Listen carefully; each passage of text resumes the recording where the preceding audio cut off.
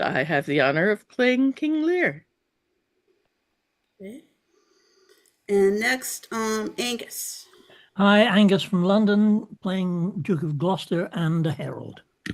Okay. And Angus has also graciously agreed to read our stage directions. Thank you, Angus. Okay. And now, Kevin McGrath. Hello, my name is Kevin McGrath. I'm playing Kent, and my camera is broken, so I will be using this photo and then blacking out when I'm done. Okay, thank Thank you, you. Kevin. Thank you, Kevin. Brian. Brian White, I'll be playing Edmund, the bastard son of Gloucester, and a gentleman. Thank you, Brian. Jackie. Hi, I'm Jacqueline Margolis, and I'm playing Goneril. Thank you, Jackie. Kitty. Hi, Kitty Chen, reading Regan. And I'm sorry about this backup. I don't know how this happened. I didn't put it there. I'm going to try to dull it down a little bit. Okay, thank you, Kitty. Andrew. Hi, I'm Andrew Parks, and I'm reading The Duke of Cornwall, as well as a captain. Okay, thank you. Michael. Michael Gardner, doing Edgar. And can you Gmail me, send me an email of the background, and then I can do it from my email. Okay, thank you. Sheila. Hi, Sheila Spencer. I am playing the Duke of Burgundy and the Fool. Thank you. And Ken.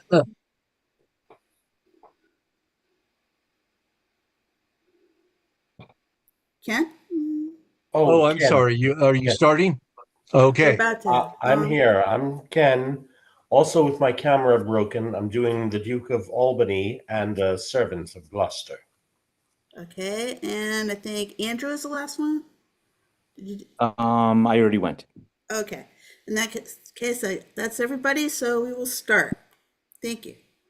And just a reminder to everybody, when you're in a scene, I did not introduce my character. Marie-Christine. Christine, did I not ask you to introduce yourself? Go ahead. I'm so sorry. Marie-Christine, I will be playing Kings of France and Osmond Stewart. Okay. Thank you, Marie-Christine. My apologies. And Michael, I will get you your picture in a moment. Let us begin.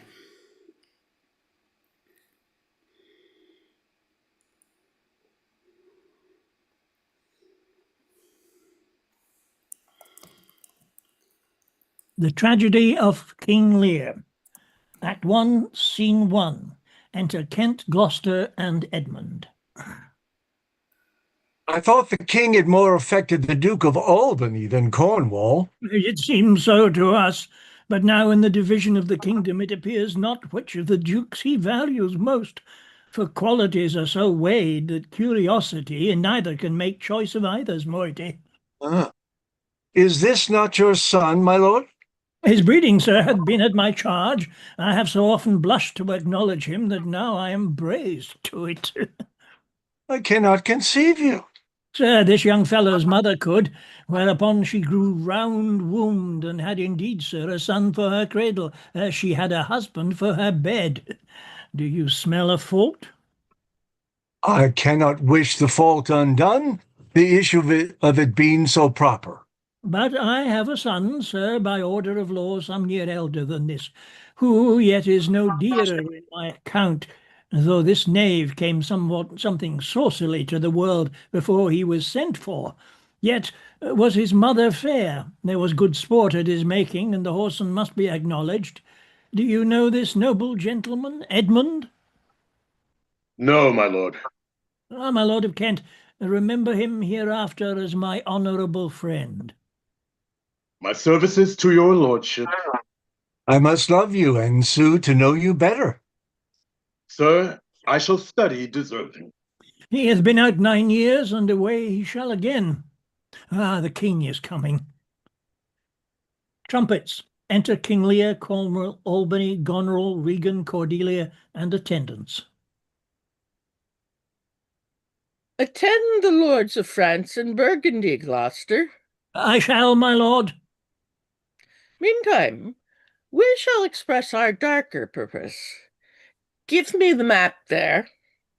Know that we have divided into three our kingdom, and 'tis our fast intent to shake all cares and business from our age, conferring them upon younger strengths while we unburdened crawl toward death. Our son of Cornwall, and you are no less loving son of Albany, we have this hour a constant will to publish our daughter's several dowers, that future strife may be prevented now. The princes France and Burgundy, great rivals in our youngest daughter's love, long in our court have made their amorous sojourn, and here are to be answered. Tell me, my daughters, since now we will divest us both of rule, interest of territory, cares of state, which of you shall we say doth love us most, that we our largest bounty may extend, where nature doth with merit challenge? Goneril, our eldest born, speak first.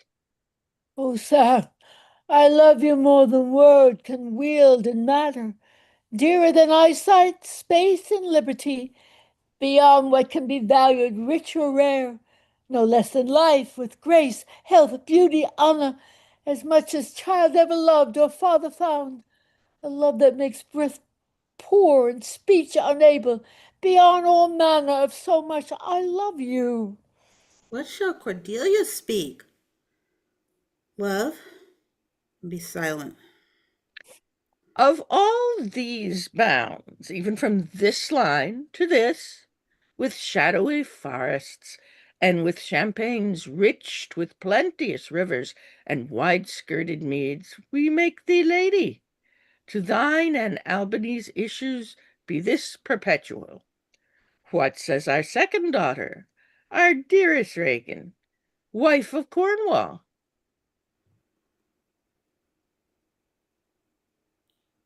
I am made of that self-metal as my sister, and prize me at her worth. In my true heart I find she names my very deed of love, only she comes too short. That I profess myself an enemy to all other joys, which the most precious square of sense professes, and find I am alone felicitate in your dear highness' love.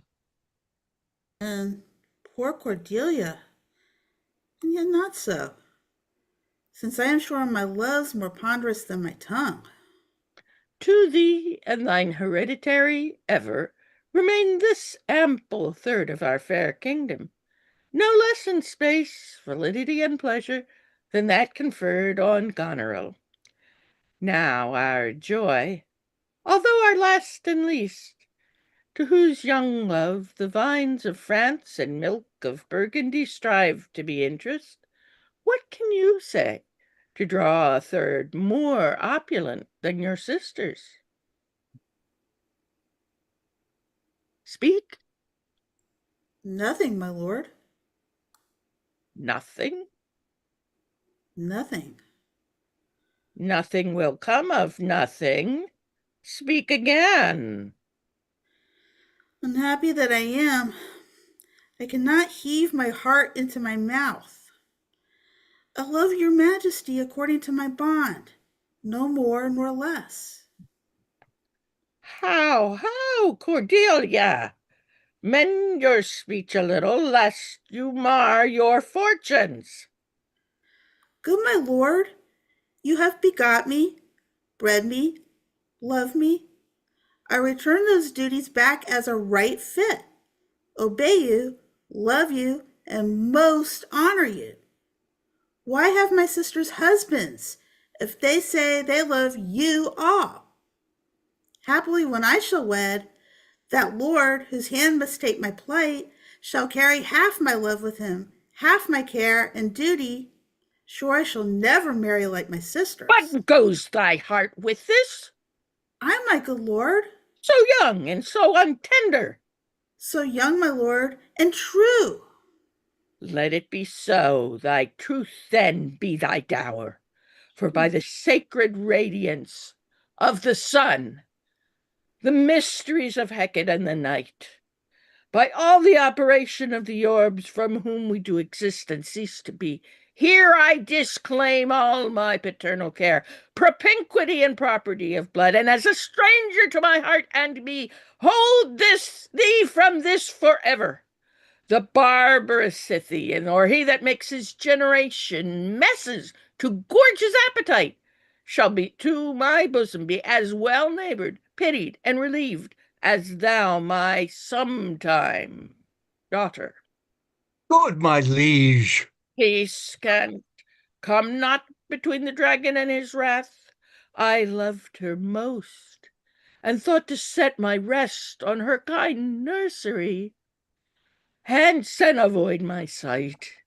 So be my grave my peace, as here I give her father's heart from her. Call France. Who stirs? Call France, Burgundy, Cornwall, and Albany. With my 2 daughters' dowers, digest the third. Let pride, which she calls plainness, marry her. I do invest you jointly with my power, preeminence, and all the large effects that troop with majesty, ourself by monthly course, with reservation of 100 knights, by you to be sustained, shall our abode make with you by due turn. Only we shall return the name and all the addition to a king, the sway, revenue, execution of the rest, beloved sons, be yours, which to confirm this coronet part between you. Royal Lear, whom I ever honored as my king, loved as my father, and master followed as my great patron, thought on in my prayers. The bow is bent and drawn. Make for the shaft. Let it fall rather than make fork invade the region of my heart, be Kent unmannerly when Lear is mad. What wouldst thou do, old man? Thinkest thou duty shall have dread to speak when power to flattery bows? To plainness honor's bound when majesty falls to folly. Reserve thy state, and in thy best consideration check this hideous rashness. Answer my life, my judgment. Thy youngest daughter does not love thee least, nor are those empty-hearted, those low sounds reverb no hollowness. Can on thy life no more. My life I never held but as a pawn, to wage against thine enemies, ne'er fear lose it, thy safety being the motive. Out of my sight. See better, Lear, and let me still remain the true blank to thine eye. Now by Apollo. Now by Apollo, king, thou swearest thy gods in vain. O vassal, miscreant. Yes, sir. Come here. Kill thy physician, and thy fee bestow upon the foul disease. Revoke thy gift, or else, whilst I can vent clamor from my throat, I'll tell thee thou dost evil. Hear me, recreant. On thy allegiance, hear me. That thou hast sought to make us break our vows, which we durst never yet, and with strained pride to come betwixt our sentences and our power, which nor our nature nor our place can bear, our potency made good, take thy reward. 5 days we do allot thee for provision, to shield thee from disasters of the world, and on the 6th to turn thy hated back upon our kingdom. If on the 10th day following thy banished trunk be found in our dominions, the moment is thy death. Away! By Jupiter, this shall not be revoked. Very well, king. Sith thus thou wilt appear, freedom lives hence, and banishment is here. The gods in their dear shelter take thee, maid. Take thee, maid, that justly thinkest and hast most rightly said, and your large speeches may your deeds approve. The good effects may spring from words of love. Thus Kent, princes, bids you all adieu. He'll shape his old course in a country new. Flourish. Enter Gloucester with France and Burgundy and attendants. Here's France and Burgundy, my noble lord. My lord of Burgundy, we first address toward you, who with this king hath rivaled for our daughter. What in the least will you require in present dower with her, or cease your quest of love? Most royal majesty, I crave no more than hath your highness offered, nor will you tender less. Right noble Burgundy, when she was dear to us, we did hold her so, but now her price is fallen. Sir, there she stands.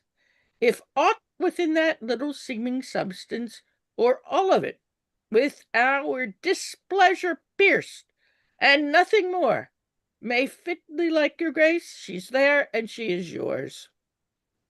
I know no answer. Will you, with those infirmities she owes, unfriended, new adopted to our hate, dowered with our curse, and strangered with our oath, take her or leave her? Pardon me, royal sir. Election makes not up in such conditions. Then leave her, sir, for by the power that made me, I tell you all her wealth. For you, great king, I would not from your love make such a stray to match you where I hate. Therefore beseech you to avert your liking a more worthier way than on a wretch whom nature is ashamed almost to acknowledge hers. This is most strange, that she whom even but now was your object, the argument of your praise, balm of your age, the best, the dearest, should in this trice of time commit a thing so monstrous, to dismantle so manifold of favor, must be such unnatural degree that monsters it. You watch fall into tent, which to believe of her must be a faint that reason without miracle should never end in me.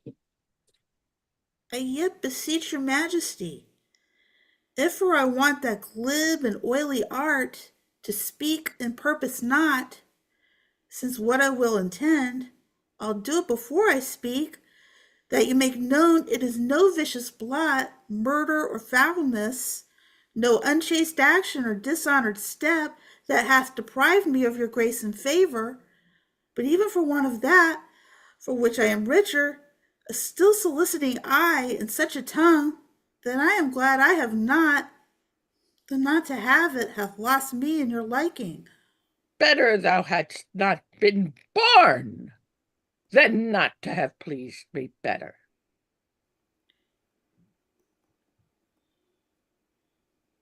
You're muted.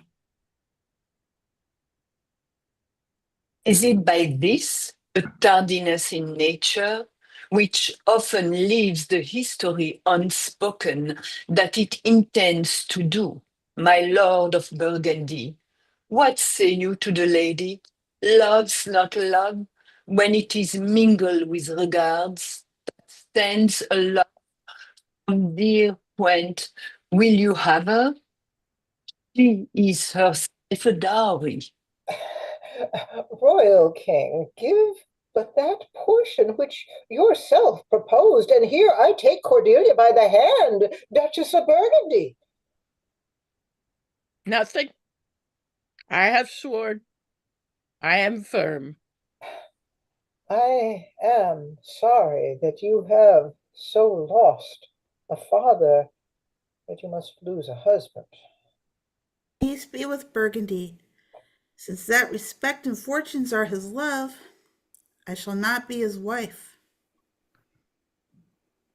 Rest, Cordelia, that art most rich being poor, most choose forsaken, and most love despised.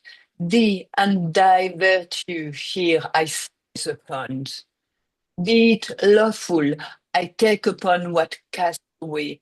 Gods, gods, this strange that from their cold neglect my love should kindle to inflame respect. Thy dowerless daughter, king, born to my chance, is queen of us. Ah, and not all the ducks of warish Burgundy can buy this unprized precious maid to me. Bid them farewell, Cordelia, though unkind, do lost here a where to find. Thou hast her, France, let her be thine, for we have no such daughter, nor shall ever see that face of hers again. Therefore, be gone, without our grace, our love, our benizons. Come, noble Burgundy. Flourish of trumpets, and Burgundy and Lear exit. Bid farewell to your sisters. The jewels of our father. With washed eyes, Cordelia leaves you. I know what you are, and like a sister, am most loath to call your faults as they are named. Love well our father. To your professed bosoms I commit him. But yet, alas, stood I within his grace, I would prefer him to a better place. So farewell to you both. Prescribe not us our duty.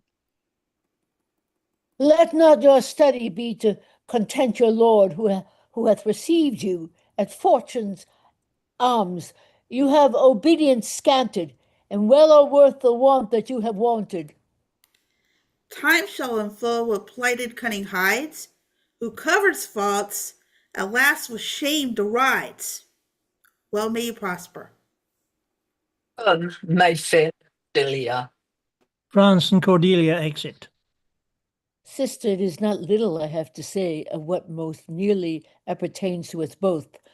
I think our father will hence tonight. That's most certain, and with you, next month with us. You see how full of changes his age is. The observation we have made of it hath been little. He he always loved our sister most, and with what poor judgment he has now cast her off appears too grossly. 'Tis the infirmity of his age. Yet we have ever but he hath ever but slenderly known himself. The best and soundest of his time hath been but rash. Then must we look from his age to receive not alone the imperfections of long engrafted condition, but therewithal the unruly waywardness that infirm and choleric years bring with them. Such unconstant starts are we like to have from him as this of Kent's banishment. Oh, there is further compliment of leave taking between France and him. Pray you let us sit together. If our father carry authority with such disposition as he bears, this last surrender of his will but offend us. We shall further think of it. Oh, we must do something in the heat. And they exit. Act 1, Scene 2. Enter the bastard. Though nature art my goddess, to thy law my services are bound. Wherefore should I stand in the plague of custom and permit the curiosity of nations to deprive me? For that I am some 12 or 14 moonshines lack of a brother? Why bastard? Wherefore base? When my dimensions are as well compact, my mind as generous, and my shape as true as honest madam's issue? Why brand they us with base? With baseness, bastardy? Base? Base? Who in the lusty stuff of nature take more composition and fierce quality than doth within a dull, stale, tired bed? Go to the creating a whole tribe of fops, got tween asleep and awake. Well then, legitimate Edgar, I must have your land. Our father's love is to the bastard Edmund, as to the legitimate. Fine word, legitimate. Well, my legitimate, if this letter speed and my invention thrive, Edmund the base shall to the legitimate. I grow, I prosper. Now, gods, stand up for bastards. Enter Gloucester. Kent banished thus, and France in choler parted, and the king gone to night, prescribed his power, confined to exhibition. All this done upon the gad. Edmund, how now? What news? So please your lordship, none. Why so earnestly seek you to put up that letter? I know no news, my lord. What paper were you reading? Nothing, my lord. No? What needed then that terrible dispatch of it into your pocket? The quality of nothing hath not such need to hide itself. Let's see, come. If it be nothing, I shall not need spectacles. I beseech you, sir, pardon me. It is a letter from my brother that I have not all o'erread, and for so much as I have perused, I find it not fit for your overlooking. Give me the letter, sir. I shall offend either to detain or give it. The contents, as in part I understand them, are to blame. Let's see. I hope for my brother's justification. He wrote this but as an essay, or taste of my virtue. This policy and reverence of age makes the world bitter to the best of our times, keeps our fortunes from us till our oldness cannot relish them. I begin to find an idle and fond bondage in the oppression of aged tyranny, who sways not as it hath power, but as it is suffered. Come to me that of this I may speak more. If our father would sleep till I waked him, you should enjoy half his revenue forever, and live the beloved of your brother, Edgar. Conspiracy? Sleep till I wake him? You should enjoy half his revenue? My son Edgar, had he had the hand to write this? A heart and brain to breed it in? When came you to this? Who brought it? It was not brought me, my lord. There's the cunning of it. I found it thrown in at the casement of my closet. You know the character to be your brother's? If the matter were good, my lord, I durst swear it were his. But in respect of that, I would fain think it would not. It is his. It is his hand, my lord. But I hope his heart is not in the contents. Has he never before sounded you in this business? Never, my lord.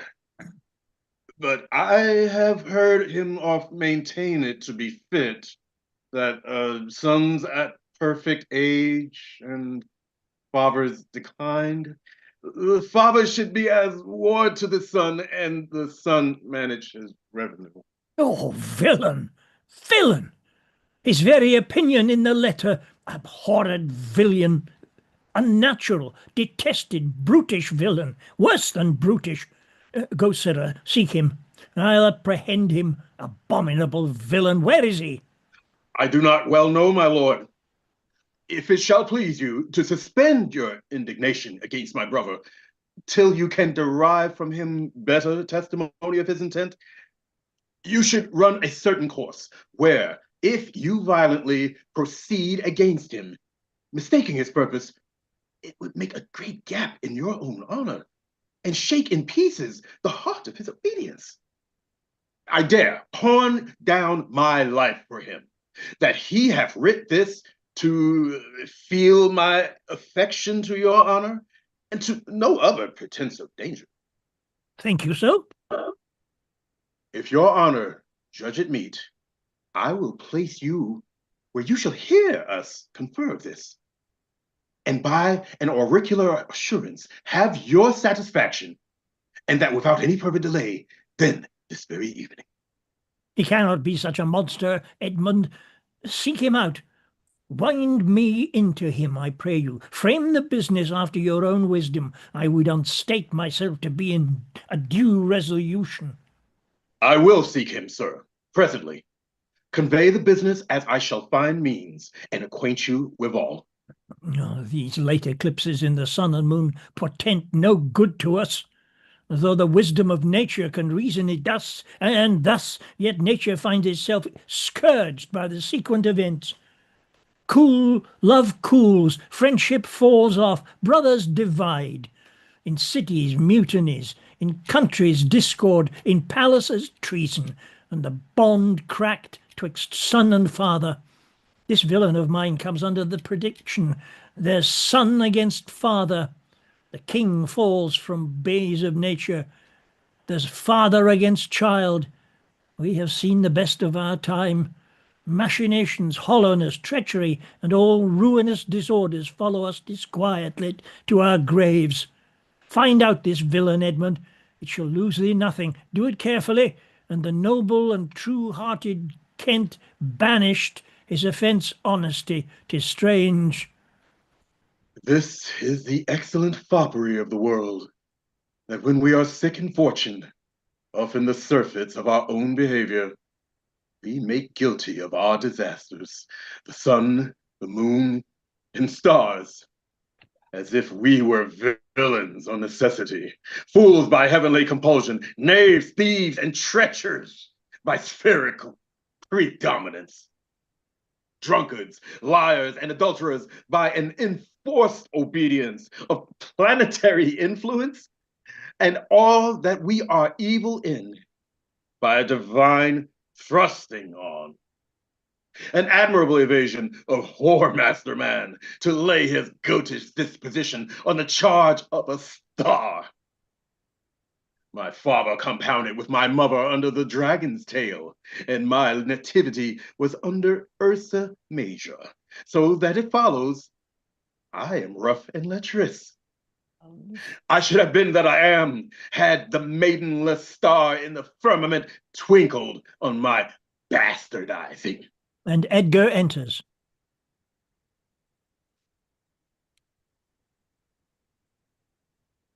Edmund? Oh, sorry. Pat, he comes like the catastrophe of the old comedy. My cue is villainous, melancholy, with a sigh like Tom o' Bedlam. Oh, these eclipses do portend these divisions. Follow sola me. How now, brother Edmund? What serious contemplation are you in?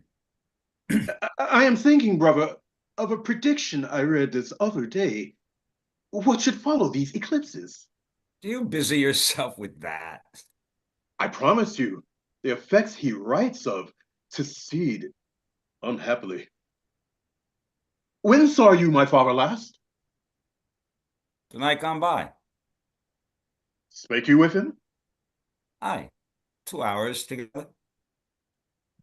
Parted you in good terms? Found you no displeasure in him by word nor countenance? None at all.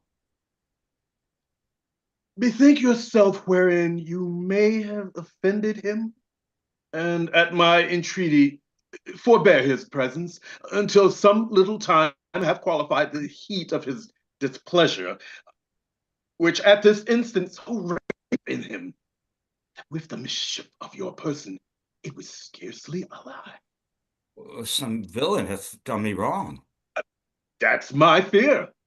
I pray you have a continent forbearance till the speed of his rage goes slower. And as I say, retire to my lodging, from which I will fitly bring you to hear my lord speak. Pray ye go. There's my key. And if you do stir abroad, go armed.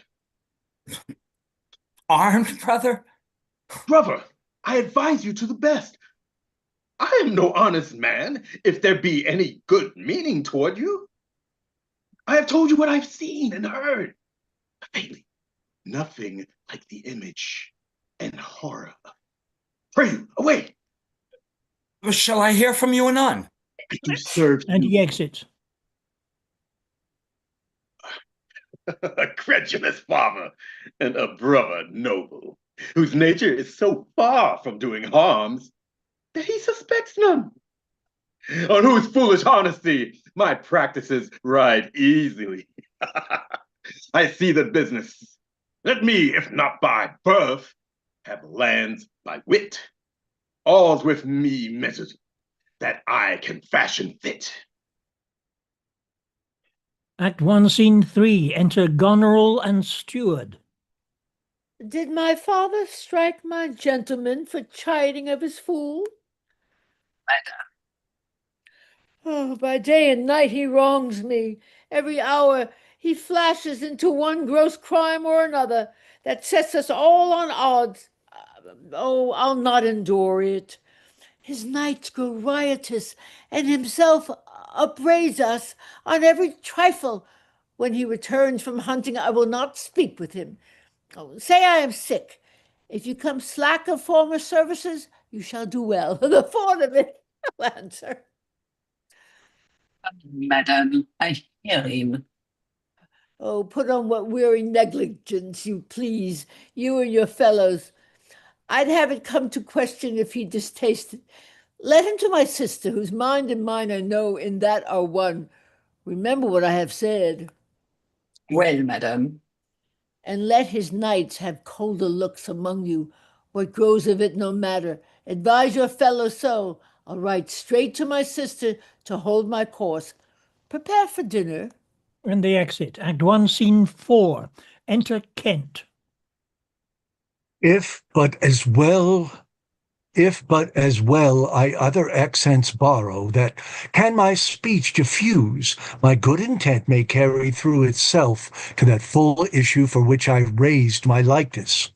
Now banished Kent, if thou can serve where thou dost stand condemned, so may it come thy master whom thou lovest shall find thee full of labours.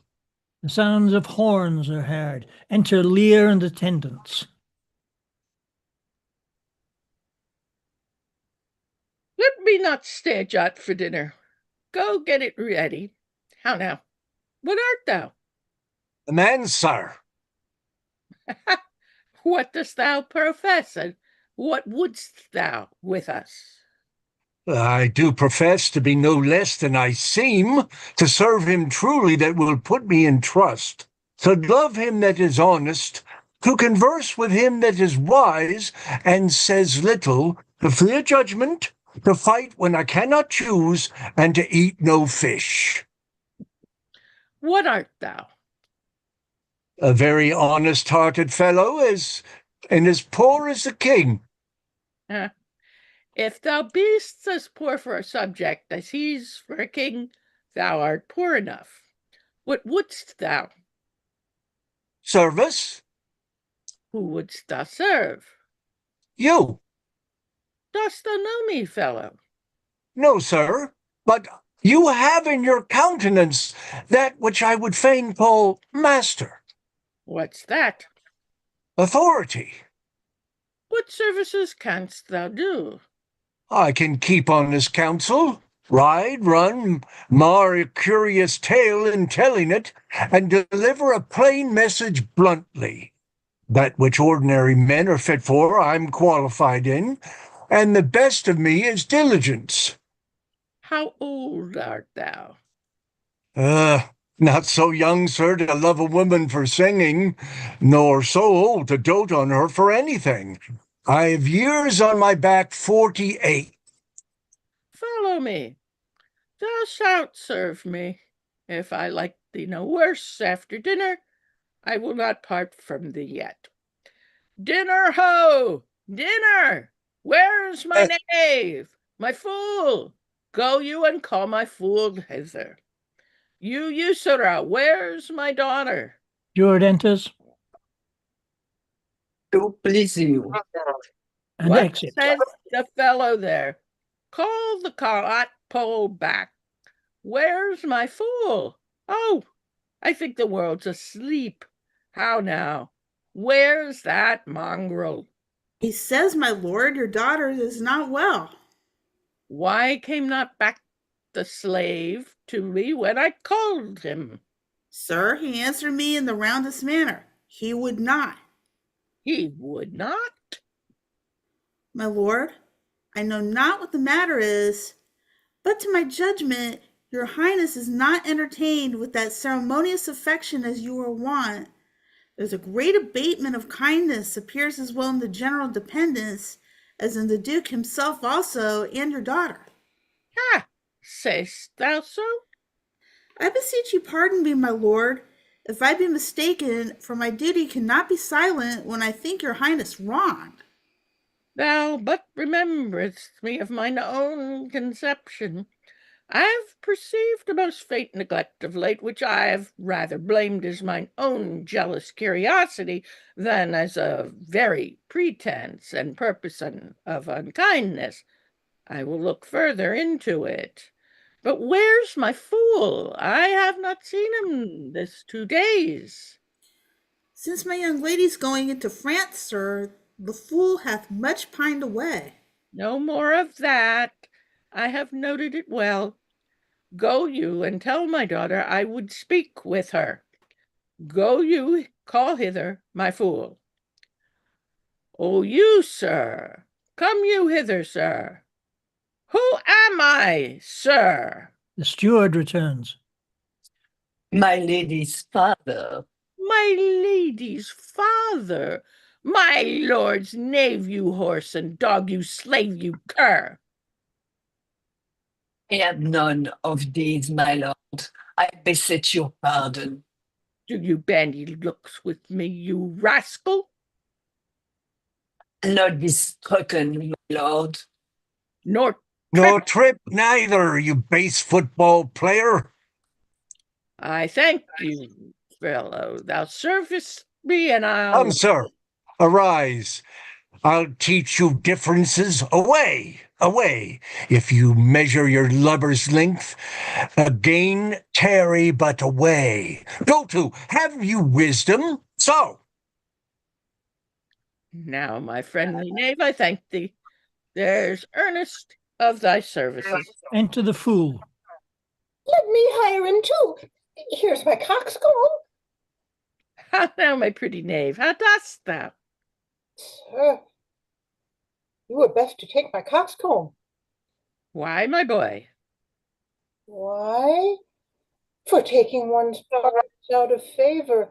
Nay, if thou canst not smile as the wind sits, thou'lt catch cold shortly. Take my coxcomb.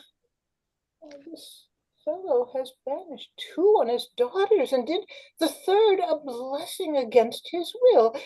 If thou follow him, thou must needs wear my coxcomb. How now, nuncle? Would I had 2 coxcombs and 2 daughters. Why, my boy? If I gave them all my living, I keep my coxcomb for myself. There's mine. Stand by the fire and stink. You've jumped. Ah. Beg another of thy daughters. Take heed, sirrah, the whip. Ah, true, the dog must to kennel. He must be whipped out when the Lady Brack must stand by the fire and stink. A pestilent gall to me. Sir, I'll teach thee a speech. Do. Mark it, nuncle.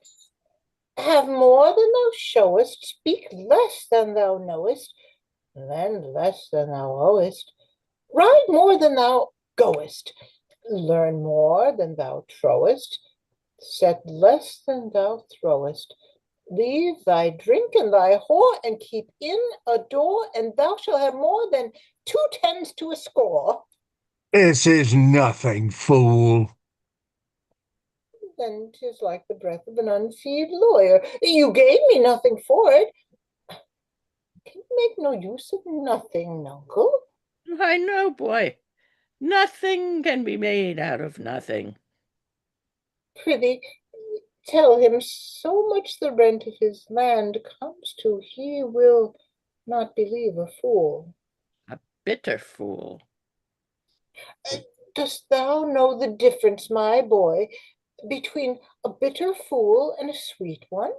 Now, lad, teach me. An uncle, give me an egg and I'll give thee 2 crowns. What 2 crowns shall they be? Why, after I've cut the egg in the middle and eat up the meat, the 2 crowns of the egg. When thou clovest thy crowns in the middle and gavest away both parts, thou borest thine ass on thy back o'er the dirt. Thou hast little wit in thy bald crown when thou gavest thy golden one away. If I speak like myself in this, let him be whipped that first finds it so. Fools had ne'er less grace in the year, for wise men are grown foppish, and know not how their wits to wear. Their manners are so apish. When will you want to be so full of songs, sirrah? I have used it, nuncle, e'er since thou madest thy daughters thy mothers, for which when thou gavest them the rod and put down thine own breeches, then they for sudden joy did weep, and I for sorrow sung, that such a king should play bo peep and go the fool among. Pray thee, uncle, keep a schoolmaster that can teach thy fool to lie. I would fain learn to lie. And you lie, sirrah, we'll have you whipped. I marvel what kin thou and thy daughters are. They'll have me whipped for speaking true. They'll have me whipped for lying, and sometimes I am whipped for holding my peace. I'd rather be any kind of thing than a fool, and yet I would not be thee, Knuckle. Thou hast pared thy wit on both sides and left nothing in the middle. Here comes one of the parings. Goneril enters. How now, daughter? What makes that frontlet on? You are too much late in the frown. Thou wast a pretty fellow when thou hadst no need to care for her frowning. Now thou art an O without a figure. I am better than thou art now. I am a fool, thou art nothing. Forsooth, I will hold my tongue, so your face bids me, though you say nothing. Mum, mum, he that keeps no crust nor crumb, weary of all, shall want some. That's a shelled peas cod. Jackie, you're on. Not only I have it. Sorry, it's my machine. Not only said this your old licensed fool, but other of your insolent retinue did hourly carp and quarrel, breaking forth in rank, and not to be endured. Riot, sir. I had thought by making this well known unto you to have found a safe redress, but now grow fearful by what yourself too late have spoken done, that you protect this course and put it on by your allowance, which if you should, the fault would not scape censure, nor the redress sleep, which is the tender of a wholesome weal, might in their working do you that offense, which else was shame, then that necessity would call discreet proceeding. For you know, nuncle, the hedge sparrow fed the cuckoo so long that it had its head bit off by its young. So out went the candle, and we were all left darkling. Are you my daughter? I would you would make use of your good wisdom, where I know you are fraught, and put away these dispositions, which of late transport you from what you rightly are. May not an ass know when the cart draws the horse? I love the Does Eddie here know me? This is not Lear. Does Lear walk thus, speak thus? Where are his eyes? Either his notion weakens, his discernings are lethargies. Ha! waking. 'Tis not so. Who is it that can tell me who I am? Lear's shadow. Your name, fair gentlewoman. Oh, this admiration, sir, is much of the savior of your new pranks. I do beseech you to understand my purposes, all right? As you are old and reverend, should be wise. Here do you keep 100 knights and squires, men so disordered, so debauched and bold, that this our court, infected with their manners, shows like a riotous inn. Epicurism and lust makes it more like a tavern or a brothel than a graced palace. The shame itself doth speak for instant remedy. Be then desired by her that else we take the thing she begs, a little to disqualify your train, and the remainders that shall still depend, to be such men as may besort your age, which know themselves in you. Darkness and devils! Saddle my horses, call my train together. Degenerate bastard, I'll not trouble thee. Yet have I left a daughter. You strike my people, and your disordered rabble make servants of their betters. And Albany enters. Woe that too late repents. Is it your will? Speak, sir. Prepare my horses. Ingratitude, thou marble-hearted fiend, more hideous when thou show'st thee in a child than the sea monster. Pray, sir, be patient. Detested kite thou liest. My train are men of choice and rarest parts, that all particulars of duty know, and in the most exact regard support the worships of their name. Oh, most small fault! How ugly didst thou in Cordelia show, which like an engine wrenched my frame of nature from the fixed place, drew from my heart all love, and added to the gall. O Lear, Lear, Lear, beat at this gate that let thy folly in, and thy dear judgment out. Go, go, my people. My lord, I am guiltless as I am ignorant of what hath moved you. It may be so, my lord. Here, nature, here, dear goddess, here. Suspend thy purpose if thou didst intend to make this creature fruitful. Into her womb convey sterility, dry up in her the organs of increase, and from her derogate body never spring a babe to honor her. If she must teem, create her child of spleen, that it may live and be athwart disnatured torment to her. Let it stamp wrinkles in her brow of youth, with cadent tears fret channels in her cheeks, turn all her mother's pains and benefits to laughter and contempt, that she may feel how sharper than a serpent's tooth it is to have a thankless child. Away, away! And Lear exits. Now, gods that we adore, whereof comes this? Oh, never afflict yourself to know more of it, but let his disposition have that scope as Dodish gives it. Lear returns. What? 50 of my followers at a clap? Within a fortnight? What's the matter, sir? I'll tell thee. By life and death I am ashamed that thou hast power to shake my manhood thus, that these hot tears which break from me perforce should make thee worth them. Blasts and fogs upon thee. The untented woundings of a father's curse pierce every sense about thee.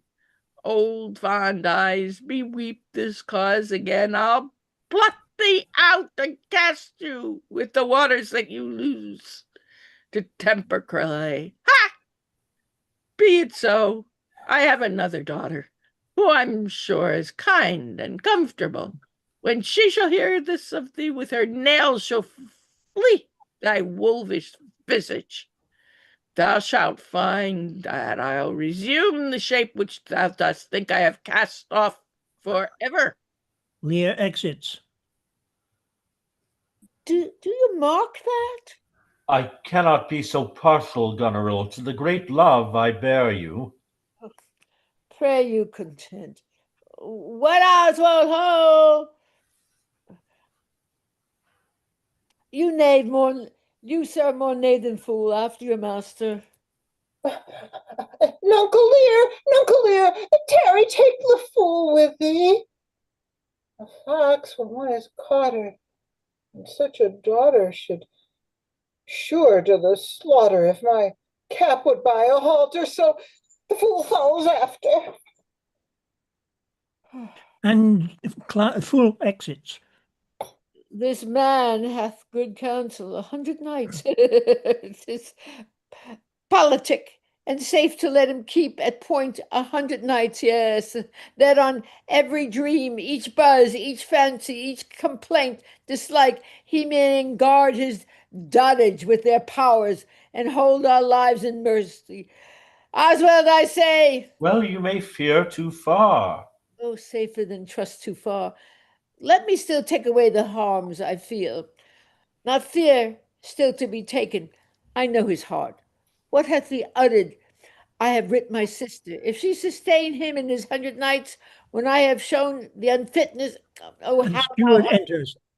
How now, Oswald? What, have you writ that letter to my sister? Madam. Take you some company in her way to horse, inform her full of my particular fear, and thereto add some such reasons of your own as may compact it more. Get you gone, and hasten your return. No, my lord. No, my lord. This milky gentleness and course of yours, though I condemn not, yet under pardon, you are as much more at task for want of wisdom than praise for harmful mildness. How far your eyes may pierce, I cannot tell. Striving to better, oft we mar what's well. Oh, nay then. Well, event. And they exit. Act 1, Scene 5. Enter Lear, Kent, a gentleman, and a fool. Go you before to Gloucester with these letters. Acquaint my daughter no further with anything you may know. Then comes from her demand out of the letter, if your diligence be not speedy, I shall be there afore you. I will not sleep, my lord, till I have delivered your letter. Man's brains were in his heels. Were it not in danger of kibes? Aye, boy. Then I prithee thee, be merry. Thy wit shall not go slipshod. Shalt see thy other daughter would use thee kindly, for though she's as like this as a crab's like an apple, yet I can tell what I can tell. What canst tell, boy?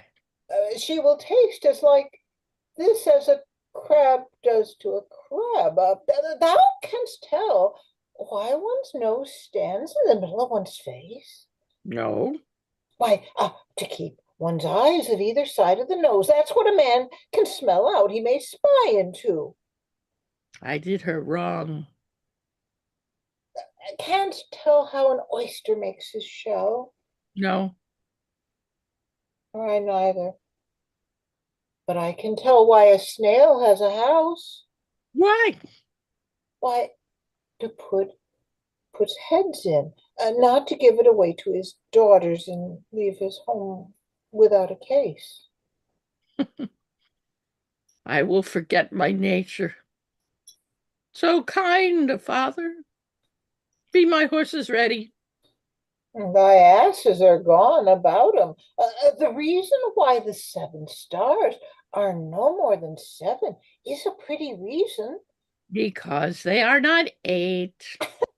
Yes, indeed. Thou wouldst make a good fool. To take again perforce. Monster ingratitude. If thou wert My fool, nuncle, I'll have thee beaten for being old before thy time. How's that? Thou shouldst have been old till thou hadst been wise. Oh, let me not be mad. Not mad, sweet heaven. Keep me in temper. I would not be mad. How now? Are the horses ready? Ready, my lord. Come, boy. She that's a maid now, and laughs at my departure, shall not be a maid long, unless things be cut shorter. And they exit. Act 2, Scene 1. Enter the bastard and Curran from different doors. Save thee, Kiran. And your sir, I have been with your father, and given him notice that the Duke of Cornwall and Regan his Duchess will be here with him this night. How comes that? Nay, I know not. You have heard of the news abroad. I mean the whispered ones, for they are yet but ear-kissing arguments. Not I. Pray you, what are they? Have you heard of no likely wars toward twixt the Dukes of Cornwall and Albany? Not a word. You may do then in time. Very well, sir. The Duke be here tonight? The better best. This weaves itself perforce into my business. My father hath set guard to take my brother, and I have one thing of a queasy question, which I must act. Briefness and fortune woe. Edgar enters. Brother, a word. Descend, brother, I say. My father watches. Oh, sir, fly this place. Intelligence is given where you are hid. You have now the good advantage of the night. Have you not spoken against the Duke of Cornwall? He's coming hither, now, in the night, in the haste, and Regan with him. Have you nothing said upon his party against the Duke of Albany? Advise yourself. I am sure that not a word. I hear my father coming. Pardon me. In cunning, I must draw my sword upon you. Draw! Seem to defend yourself. Yes. Now quit you well. Yield! Come before my father. Light ho! Here! Fly, brother! Torches! So farewell. And Edgar exits. Some blood drawn on me would beget opinion of my more fierce endeavor. I have seen drunkards do more than this in sport. Father! Stop! No help! Enter Gloucester with servants with torches. Now, Edmund, where's the villain?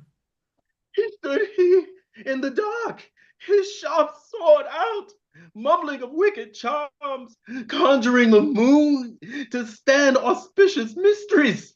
Where is he? Look, sir, I bleed. Where is the villain, Edmund? Fled this way, sir, when by no means he could. Pursue him. Oh, go after. By no means, what? Persuade me to the murder of your lordship. But that I told him, the revenging gods gainst Parasites did all the thunder bend, spoke with how manifold and strong a bond the child was bound to his father. Sir, in fine, seeing how I lawfully opposite I stood to his unnatural purpose, in fell motion with his prepared sword, he charges home my unprovided body, lashed mine arm. And when he saw my best alarmed spirits bold in the quarrel's right, roused to the encounter, or whether gasted by the noise I made, full suddenly he fled. Let him fly far. Not in this land shall he remain uncaught and found. Dispatch the noble Duke, my master. My worthy arch and patron comes tonight. By his authority I will proclaim it, that he which finds him shall deserve our thanks, bringing the murderous coward to the stake.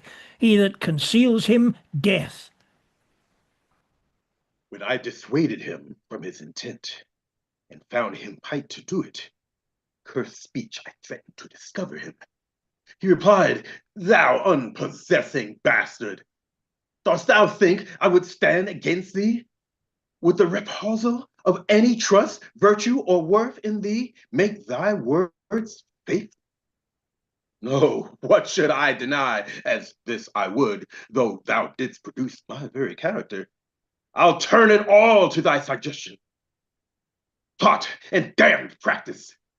And thou must make a dullard of the world if they not thought the prophets of my death were very pregnant and potential spirits to make thee seek it." Trumpet sounds within. Oh, strange and fastened villain!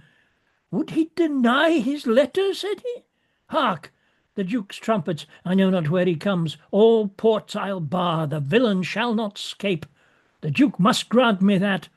Besides, his picture I will send far and near, that all the kingdom may have due note of him, and of my land, loyal and natural boy, I'll work the means to make thee capable. Enter Cornwall, Regan, and attendants. How now, my noble friend? Since I came hither, which I can call but now, I have heard strangeness. You're muted. I am? If it be true, all vengeance comes too short which can pursue the offender. How doth my lord? Oh, madam, my old heart is cracked. It's cracked. What, did my father's godson seek your life? He whom my father named, your Edgar? Oh, lady, shame would have it hid. Was he not companion with the riotous knights that tended upon thy father, my father? I know not, madam. 'Tis too bad, too bad. Yes, madam, he was of that consort. No marvel then, though he were ill affected, 'tis they have put him on the old man's death, to have expense and vast waste of his revenues. I have this present evening from my sister been well informed of them, and with such cautions, that if they come to sojourn at my house, I'll not be there. Nor I, assure thee, Regan. Edmund, I hear that you have shown your father a childlike office. It was my duty, sir. He did betray his practice and received this hurt, you see, striving to apprehend him. Is he pursued? Aye, my good lord. If he be taken, he shall never more be feared of doing harm. Make your own purpose, how in my strength you please. For you, Edmund, whose virtue and obedience doth this instant so much commend itself, you shall be ours. Natures of such deep trust we shall much need. You we first seize upon. I shall serve you, sir, truly, however else. For him I thank your grace. You know not why he came to visit you. Thus out of season, threading dark-eyed night, occasions noble Gloucester of some prize, wherein we must have use of your advice. Our father he hath writ, so hath our sister, of differences, which I best, though it fit, to answer from our home. The several messengers from hence attend dispatch our good old friend. Lay comforts to your bosom, and bestow your needful counsel to our businesses, which craves the instant use. I serve you, madam. Your graces are right welcome. Exit with a flourish of trumpets. Act 2, Scene 2. Enter Kent and the steward from different doors. Good dawning to the friend out of this house. Aye. Where may we set our In the mire. Pray thee, if thou lovest me, tell me. I love thee not. Why then I care not for thee. If I had thee in lips very pinfold, I would make thee care for me. Why dost thou use me thus? I know thee no. Fellow, I know thee. Dost do no for A knave, a rascal, an eater of broken meats, a base, proud, shallow, beggarly, three-suited, 100-pound, filthy, worsted-stalking knaves, a lily-livered, action-taking, wholesome, glass-gazing, serviceable, finical rogue, one trunk inheriting slave, one that would be a bawd in the way of good service, but no thing but a composition of a knave, beggar, coward, pander, and the son and heir of a mongrel bitch. One whom I will beat into clamorous whining, if thou deny at least one syllable of thy addition. Why, what a monstrous fellow art thou, thus to rail on me, that is neither known of thee nor knowns thee? What a brazen-faced varlet art thou, to deny thou knowest me! Is it 2 days since I tripped up thy heels, and beat thee before the king? Draw, you rogue, for though it be night, yet the moon shines. I'll make a sup of the moonshine of you, you whoreson, culludly barbermonger. Draw! Away! I have nothing to do with thee. Draw, you rascal! You come with letters against the king. You take Vandyck the puppet's part against the royalty of her father. Draw, you rogue, or I'll so carbonato your shanks. Draw, you rascal! Come your ways! Help! Murder, help! Strike, you slave! Stand, rogue! Stand, you neat slave! Strike! Help! Oh, murder! Murder! Enter the bastard, Cornwall, Regan, Gloucester, and servants. How now? What's the matter? Heart! With you, goodman boy, if you please. Come ye, I'll flesh ye. Come on, young master. Weapons? Arms? What's the matter here? Keep peace upon your lives. He dies that strikes again. What is the matter? The messengers from our sister and the king. What is your difference? Speak. I'm scarred in breath, my lord. No marvel. You have so besired your valor, you cowardly rascal. Nature declaims in thee, a tailor made thee. Thou art a strange fellow. A tailor make a man. A tailor, sir, a stonecutter or a painter, could not have made him so ill, though they had been but 2 years of the trade. Speak yet. How grew your quarrel? This ancient ruffian's... Oh, sorry. This ancient ruffian, whose life I have spared at suit of his grey beard. Thou whoreson zet, thou unnecessary letter. My lord, if you give me leave, I will tread this unbolted villain into mortar and dab the wall of a jakes with him.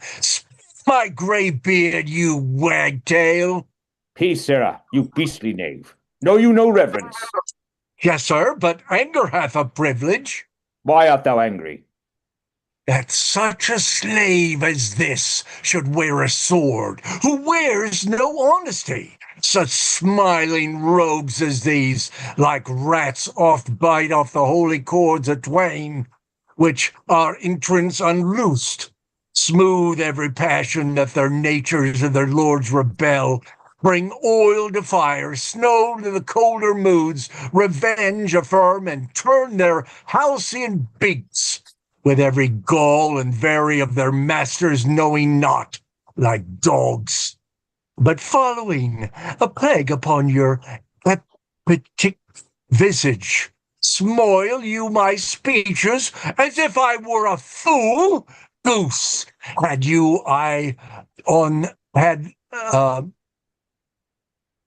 if I had you on Sarmon Plain, I'd drive you cackling home to Camelot. What, art thou mad, old fellow? How fell you out? Say that. No contraries hold more antipathy than I in such a knave. Why dost thou call him knave? What is his fault?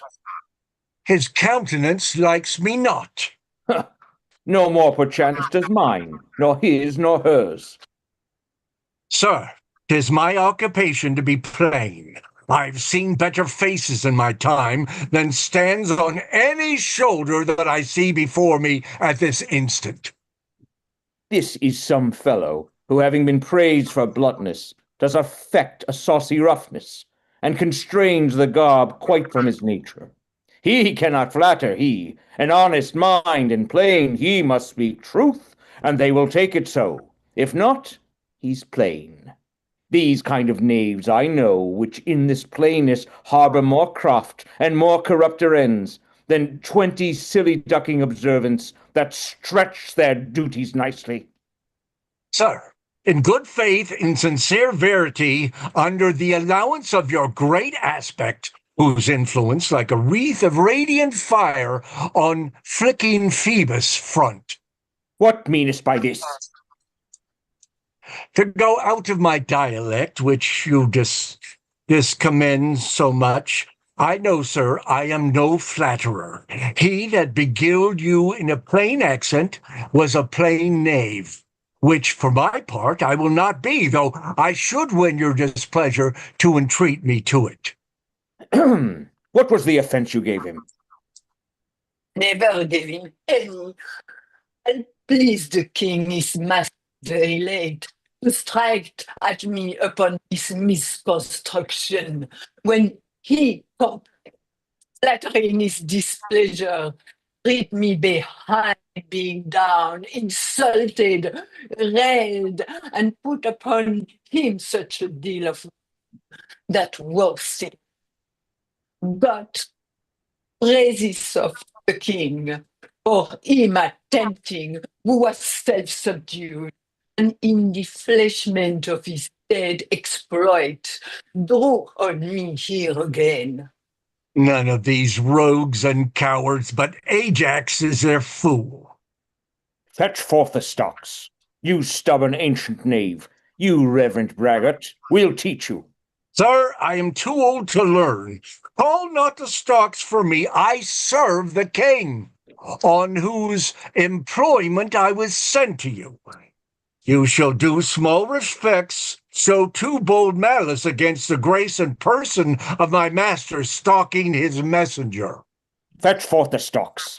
As I have life and honour, there shall he sit till noon.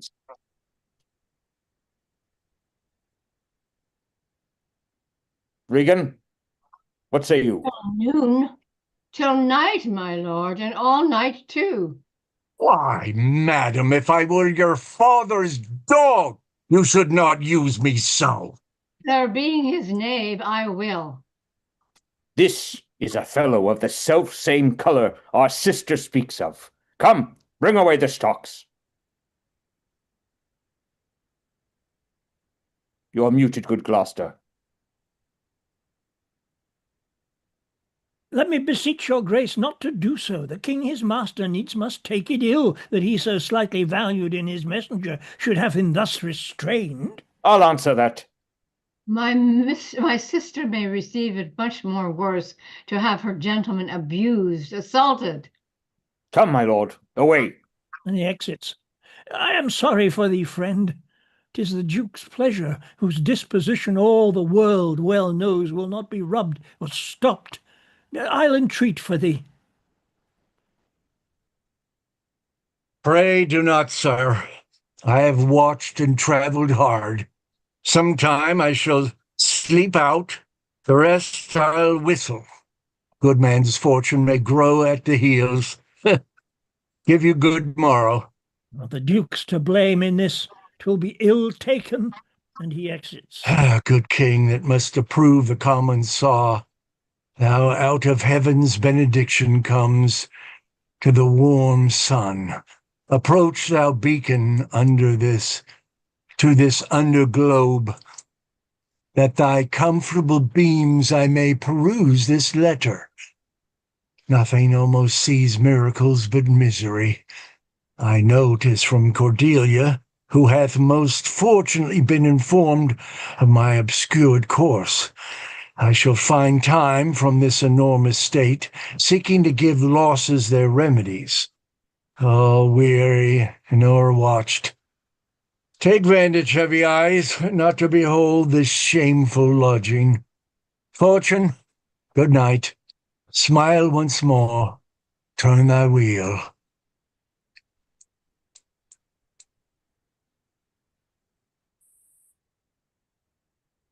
Act 2, Scene 3. Enter Edgar. I heard myself proclaimed, and by the happy hollow of a tree escaped the hunt. No port is free, no place that guard and most unusual vigilance does not attend my taking. Whilst I may escape, I will preserve myself and with thought to take the basest and most poorest shape that ever penury and the contempt of man brought near to beast. My face I'll grime with filth and blanket my loins, else my hairs in knots, and with present nakedness outface the winds and persecutions of the sky. The country gives me proof and precedent of bedlam beggars who, with roaring voices, strike in their numbed and mortified arms. Oh, pins, wooden pricks, nails, sprigs of rosemary, and with this horrible object from low farms, poor pelting villages, sheep cotes and mills, sometimes with lunatic bands, sometimes with prayers, and enforce their charity. The poor turly god, poor Tom. That's something yet. Edgar, I nothing am. And he exits. Act 2, Scene 4. Enter Lear, Fool, and Gentleman.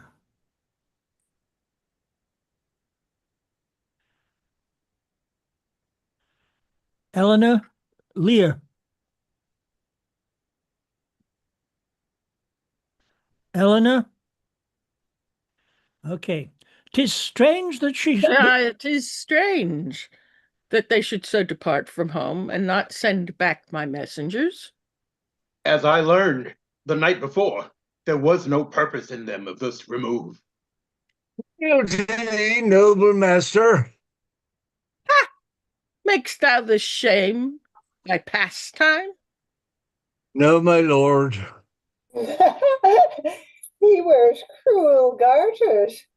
Horses are tied by the heads, dogs and bears by the neck, monkeys by the loins, and men by their legs. When a man o'er lusty at legs, then he wears wooden leather stockings. What's he that hath so much thy place mistook to set thee here? 'Tis both he and she, your son and daughter. No. Yes. No, I say. I say yea. By Jupiter, I swear no. By Junior, I swear, I... They durst not do it. They could not, would not do it. 'Tis worse than murder to do upon respect such violent outrage. Resolve me with all honest haste which way thou mightst deserve, or they impose this usage coming from us. My lord, when at their home I did commend your highness's letters to them. Ere I was risen from the place that shrewd my duties kneeling, came here a reeking post, stewed in his haste, half breathless, painting forth from Goneril his mistress salutations. Delivered letters, spite of intermission, which presently they read. On those contents they summoned up their moiety, straight took horse, commanded me to follow, and attend on the leisure of their answer, gave me cold looks, and meeting here the other messenger, whose welcome I perceived had poisoned mine, being the very fellow which of late displayed so saucily against your highness, having more man than wit about me, drew. He raised the house with loud and coward cries. Your son and daughter found this trespass worth the shame which here it suffers. Winter's not gone yet. If the wild geese fly that way, Fathers that wear rags to make their children blind, but fathers that bear bags shall see their children kind. Fortune, that errant whore, ne'er turns the key to the poor. And for all this, thou shalt have as many dollars for thy daughters as thou canst tell in a year. Oh, how this mother swells up towards my heart. Historic capacity. Oh, down thou, thy climbing sorrow, thy elements below. Where is this daughter? With the Earl, sir, here within. Follow me not. Stay here. And Lear exits. Made you no more offense but what you speak of? None. How chance the king comes with so small a number? Thou hast been set in the stocks for that question. Thou shouldst well deserve it. Why, fool? We'll set thee to school to an end, to teach thee that there's no laboring in the winter. All that follow their noses are led by their eyes, but blind men, and there's not a nose among 20, but can smell him that's stinking. Let go thy hold when a great wheel runs down a hill, lest it break thy neck with following. But the great one that goes upward, let him draw thee after. When a wise man gives thee better counsel, give me mine again. I would have none but knaves follow it, since a fool gives it. That, sir, which serves and seeks for gain, and follows but for form, will pack when it begins to rain, and leave thee in the storm. But I will tarry, the fool will stay, and let the wise man fly. The knave turns fool that runs away.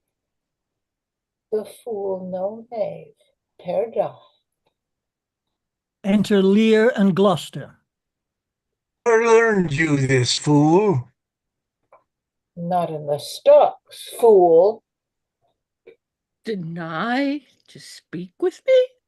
They are sick, they are weary, they have travelled all the night.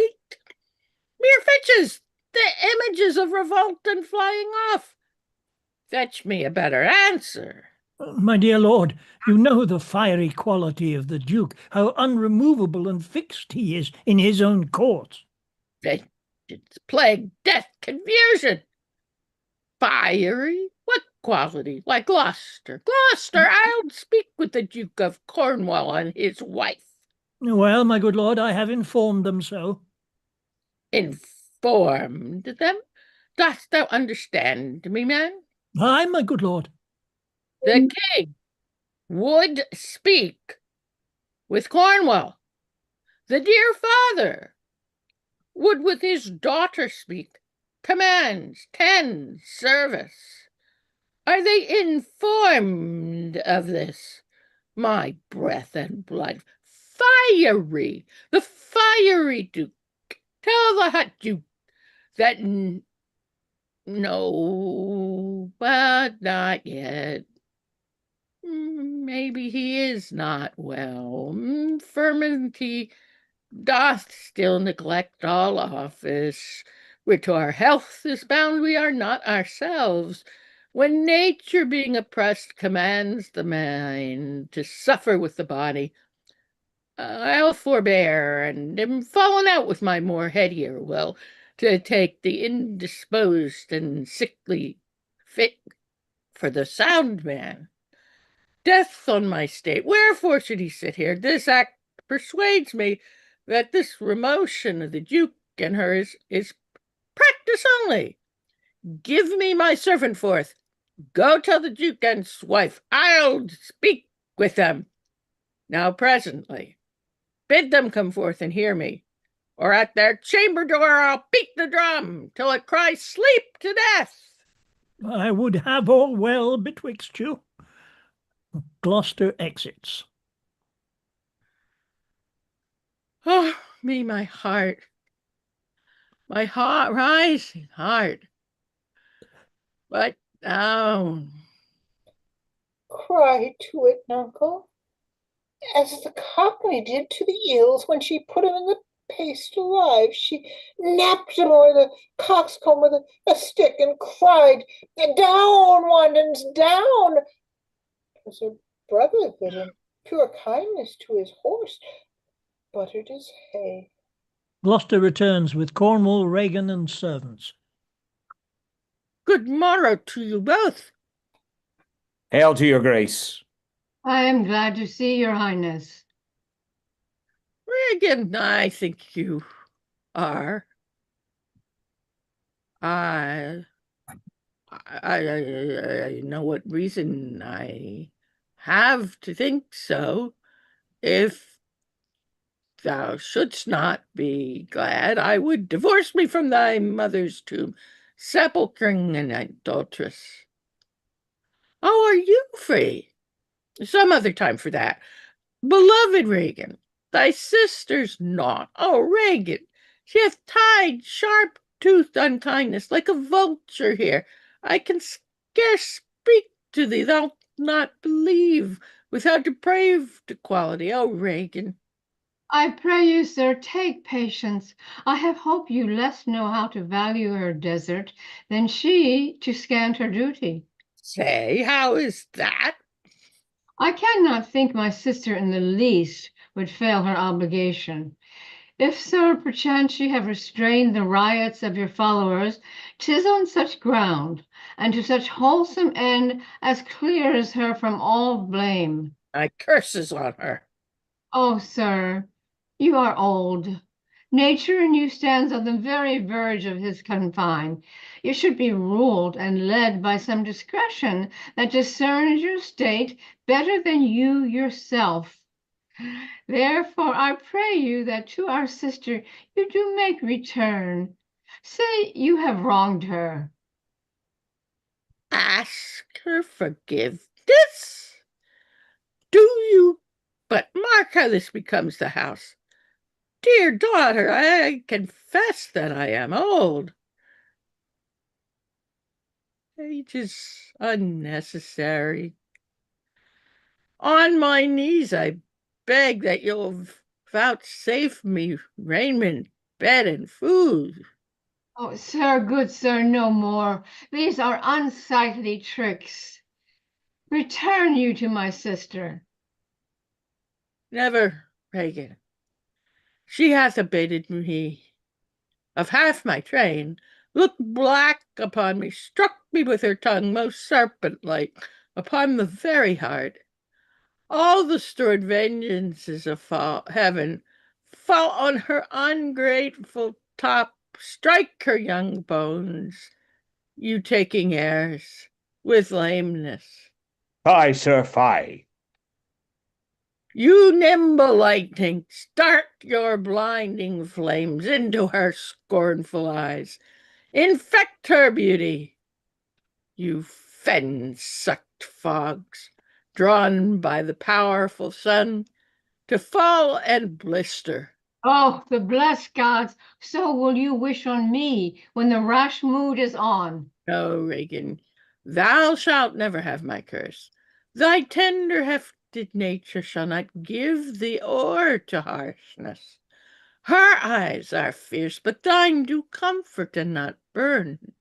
'Tis not in thee to grudge my pleasures, to cut off my train, to bandy hasty words, to scant my sizes, and in conclusion to oppose the bolt against my coming in. Thou better know'st the offices of nature, bond of childhood, effects of courtesy, dues of gratitude. Thy half of the kingdom hast thou not forgot, wherein I thee endowed. Good sir, to the purpose. Trumpet within. Who put my man in the stocks. A steward enters. What trumpet's that? I know, to my sisters. This approves her letter, that she would soon be here. Is your lady come? This is a slave whose easy borrowed pride dwells in the sickly grace of her he follows. Out, varlet, from my sight. What means your grace? Enter Goneril. Who stalked my servant? Regan, I have good hope thou didst not know on it. Who comes here? Oh, heavens! If you do love old men, if your sweet sway allow obedience, if you yourselves are old, make it your cause.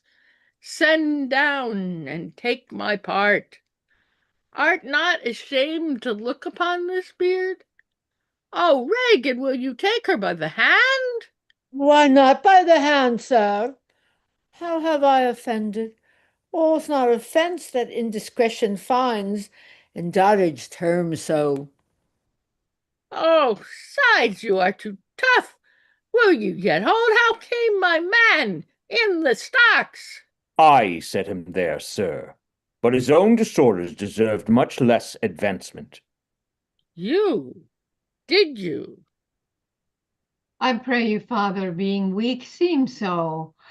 If till the expiration of your month you will return and sojourn with my sister, dismissing half your train, come then to me. I am now from home and out of that provision which shall be needful for your entertainment. Return to her? And 50 men dismissed? No, rather I abjure all roofs, and choose to wage against the enmity of the air, to be a comrade with the wolf and owl, necessity's sharp pinch. Return with her? Why, the hot-blooded France that dowerless took our youngest born, I could as well be brought to kneel his throne, and squire like pension beg to keep base life afoot. Return with her? Persuade me rather to be slave and sumpter to this detested groom. At your choice, sir. I prithee, daughter, do not make me mad. I will not trouble thee, my child. Farewell. We'll no more meet, no more see one another. But thou art my flesh, my blood, my daughter, or rather a disease that's in my flesh, which I must needs call mine. Thou art a boil, a plague sore, or embossed carbuncle in my corrupted blood. But I'll not chide thee. Let shame come when it will, I do not call it. I do not bid the thunder-bearer shoot, nor tell tales of thee to high-judging Jove. Mend when thou canst. Be better at thy leisure. I can be patient. I can stay with Regan. I and my 100 knights. Not altogether so. I looked not for you yet, nor am I provided for your fit welcome. Give ear to my sister, for those that mingle reason with your passion must be content to think you old, and so, but she knows what she does. Is this well spoken? I dare about it, sir. What, 50 followers? Is it not well? What should you need of more? Yea, or so many? Sith that both charge and danger spoke against so great a number? How in one house should many people under two commands hold amity? 'Tis hard, almost impossible. Why might not you, my lord, receive attendance from those that she calls servants, or from mine? Why not, my lord? If then they chance to slack ye, we could control them. If you will come to me, for now I spy a danger, I entreat you to bring but 25. To no more will I give place or notice. I gave you all. And in good time you gave it. Made you my guardians, my depositories, but kept a reservation to be followed with such a number. What? Must I come to you with 25, Regan? Said you so? And speak again, my lord, no more with me. Those wicked creatures yet do look well favored when others are more wicked. Not being the worst stands in some rank of praise. I'll go with thee, thy 50, yet doth double 25, and thou art twice her love. Hear me, my lord. What need you 25, 10 or 5, to follow in a house where twice as many have a command to lead you? What need one? Oh, reason not the need. Our basest beggars are in the poorest things superfluous. Allow not nature more than nature needs. Man's life is cheap as beasts. Thou art a lady. If only to go warm were gorgeous, why, nature needs not what thou gorgeous wearest, which scarcely keeps thee warm, but for true need. You heavens, give me that patience. Patience I need. You see me here, you gods, a poor old man, as full of grief as age, wretched in both.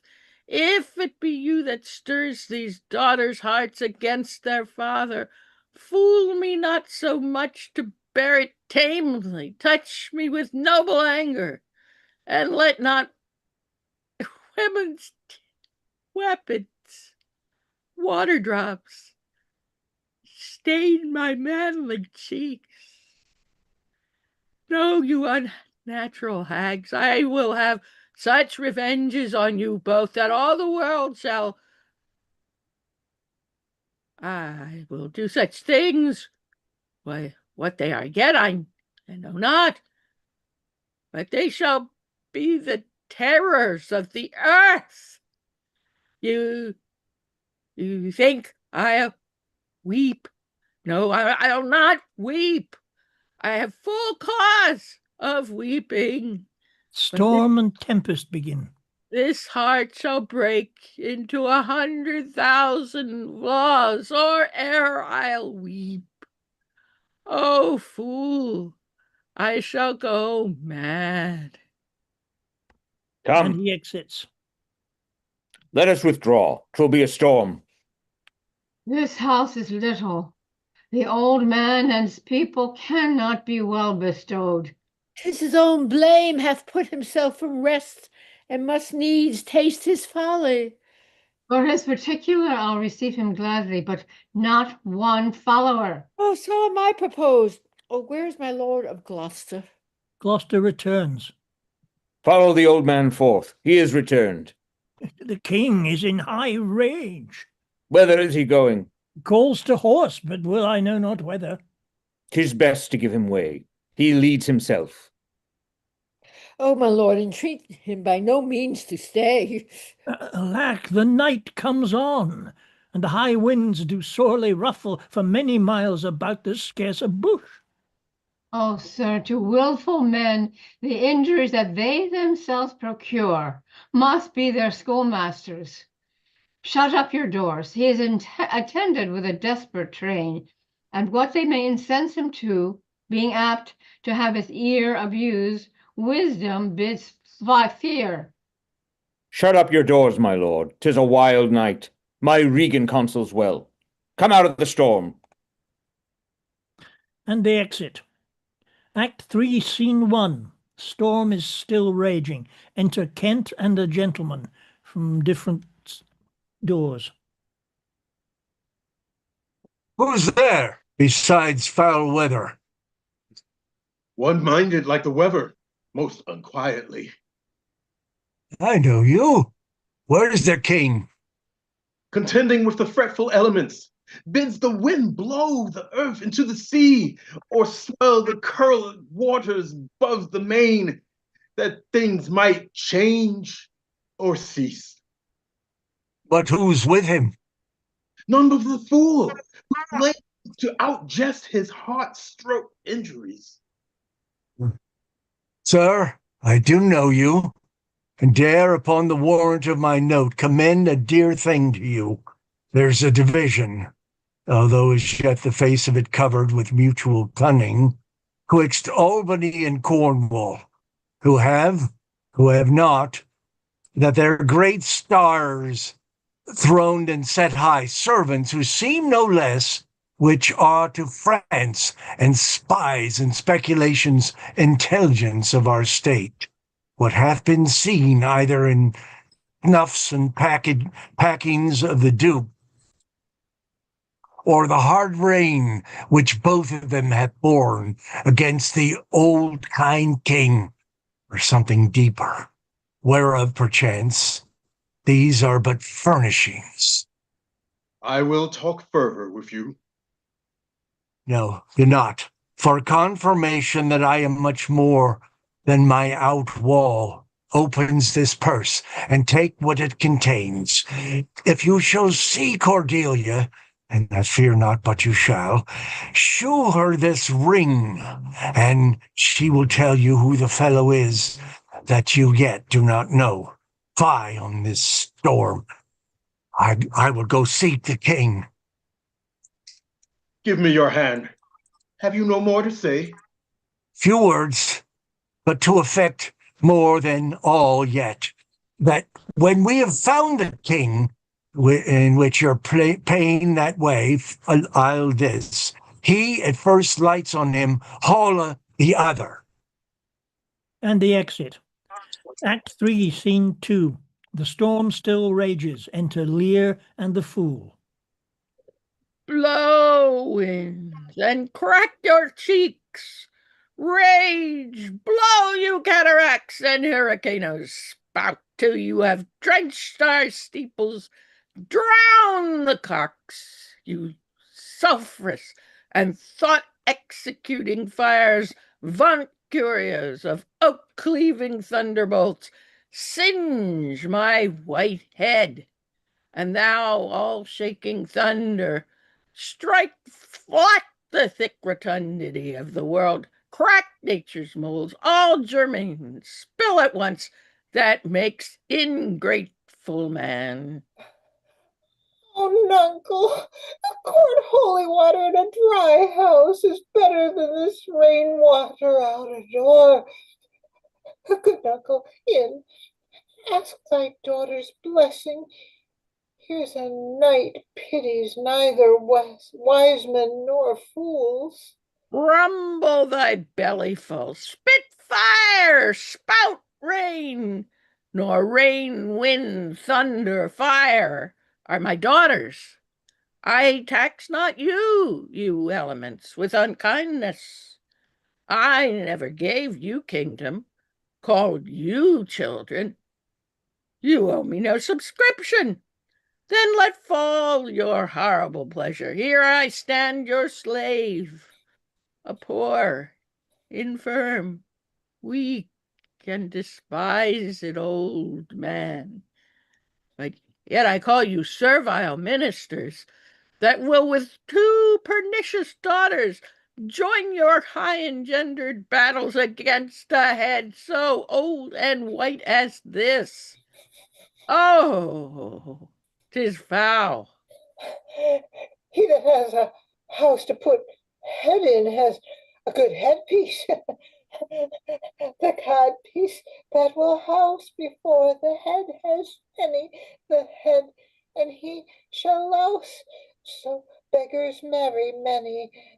The man, he makes his toe what he his heart should make. Shall of a corn cry woe, and turn his sleep to wake. For there was never yet a fair woman, but she made mouth in a glass. Enter Kent. No, I will be the pattern of all patience. I will say nothing. Who's there?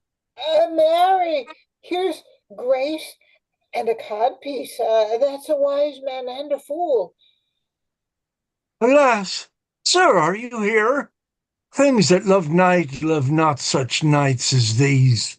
The wrathful skies gallow the very wanderers dark and make them keep their caves. Since I was a man, such sheets of fire, such bursts of horrid thunder, such groans of roaring wind and rain, I never can remember to have heard. Man's nature cannot carry the affliction nor the fear. Let the great gods that keep this dreadful puddle over our heads find out their enemies now. Tremble, thou wretch, that hast within thee undivulged crimes, unwicked of justice. Hide thee, thou bloody hand, thou perjured, and thou simulacre of virtue that art incestuous. Caitiff, to pieces shake that under covert and convenient seeming has practised on man's life. Close pent-up guilts rive your concealing countenance, and cry these dreadful summoners' grace. I am a man more sinned against than sinning. Alack, bareheaded, gracious my lord, hard by here is a hovel. Some friendship it will lend you against a tempest.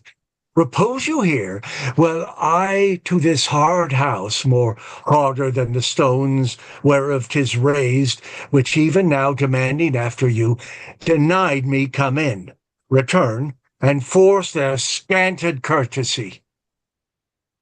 My wits begin to turn. Come on, my boy. How dost, my boy? Art cold? I am cold myself.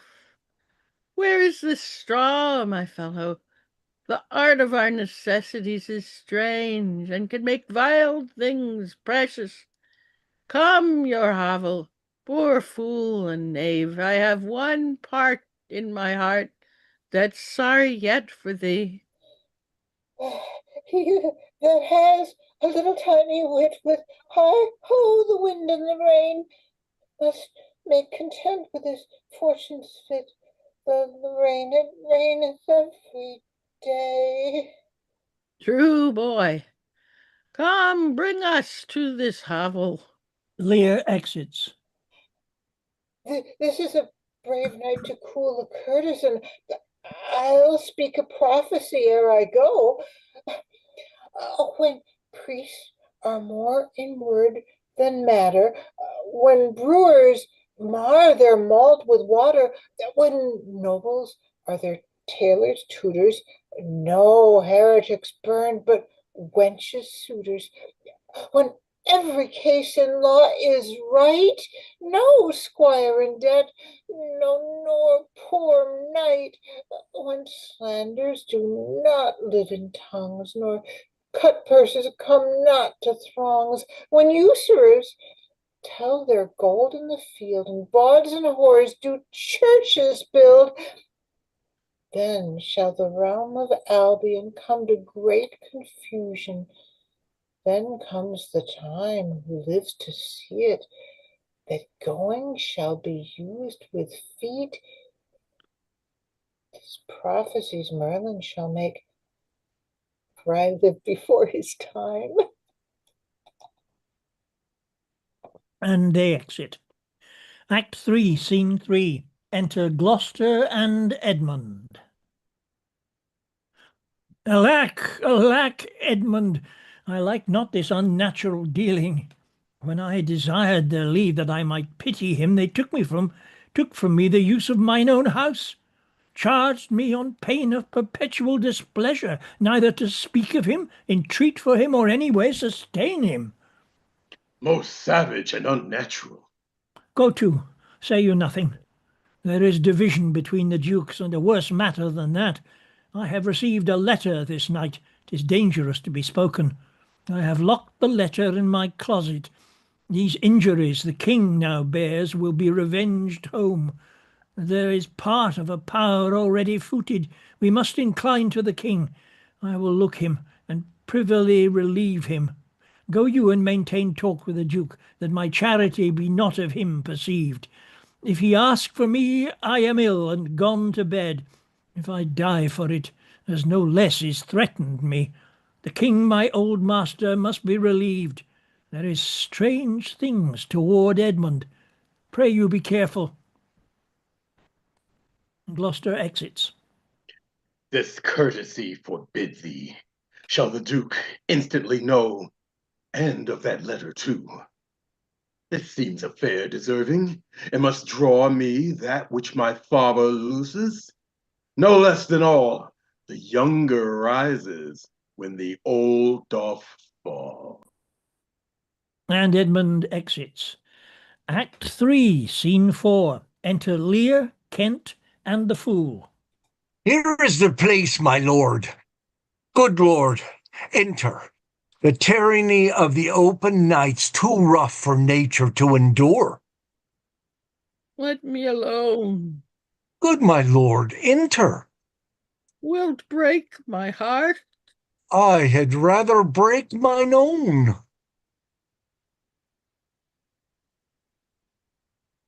My good lord, enter. Thou think'st 'tis much that this contentious storm invades us to the skins. 'Tis to thee. But where the greater malady is fixed, the lesser is scarce felt. Thou shalt not bear, but if thy flight lay toward the roaring sea, thou'dst meet the bear in the mouth. When the mind's free, the body's delicate. The tempest in my mind doth from my senses take all feeling else, save what beats there in filial ingratitude. Is it not as this mouth shall dare this hand for lifting food to it? But I will punish home. No, I will weep no more. In such a night to shut me out? Pour on, I will endure. In such a night as this? Oh, Regan Goneril, your old kind father whose frank heart gave all. Oh,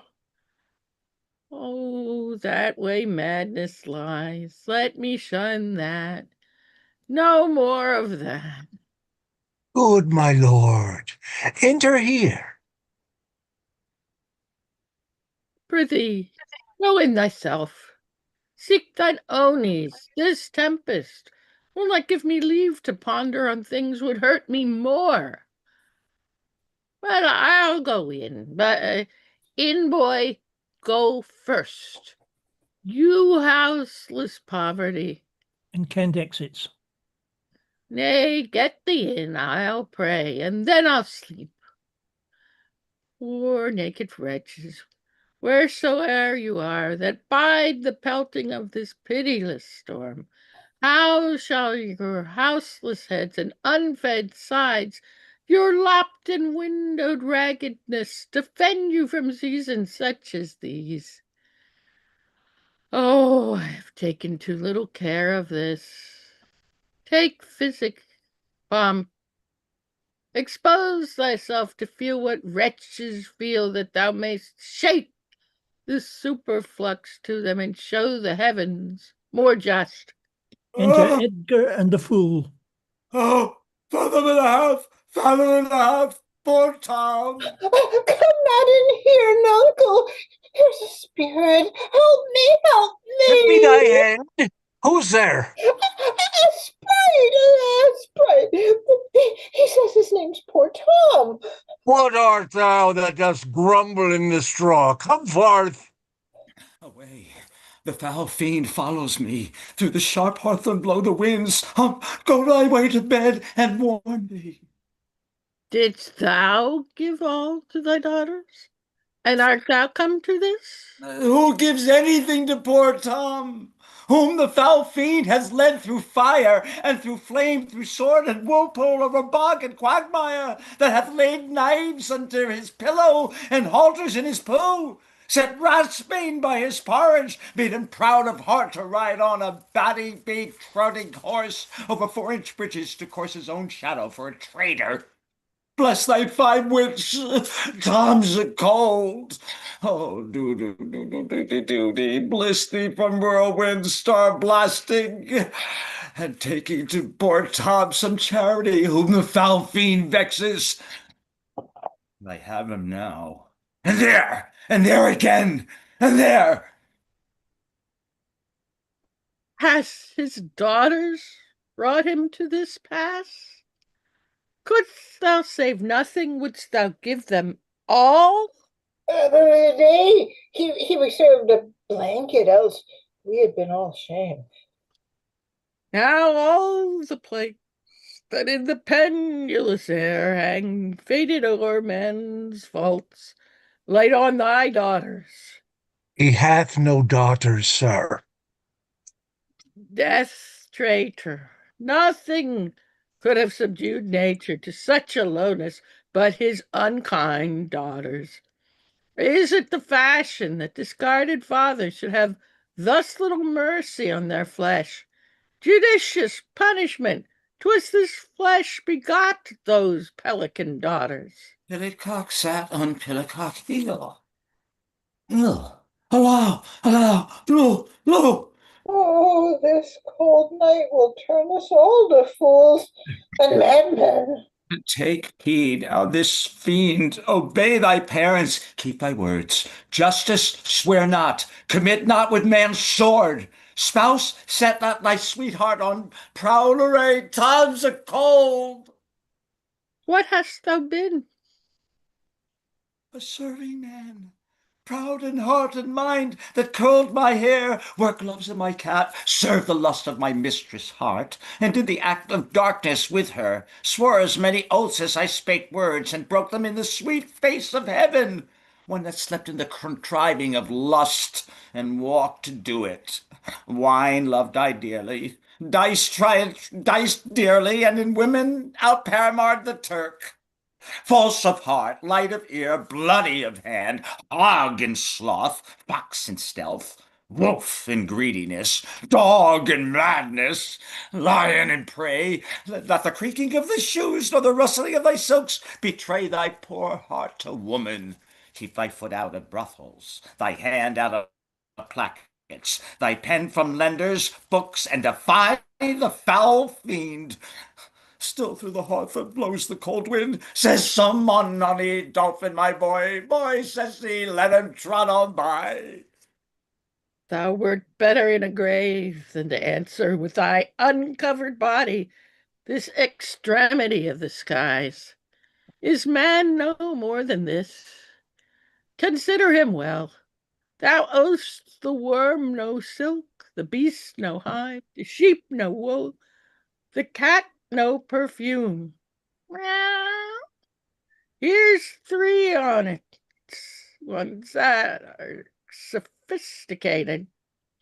Thou art the thing itself. Unaccommodated man is no more but such a poor, bare, forked animal as thou art.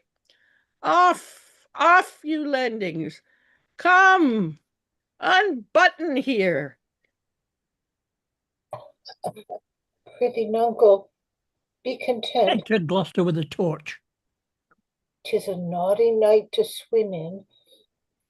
Now, a little fire in a wild field were like an old lecher's heart, a small spark. Oh, the rest on's body cold. Look, here comes a walking fire. This is the fell Flibbergibbet. He begins at curfew and walks at first cock.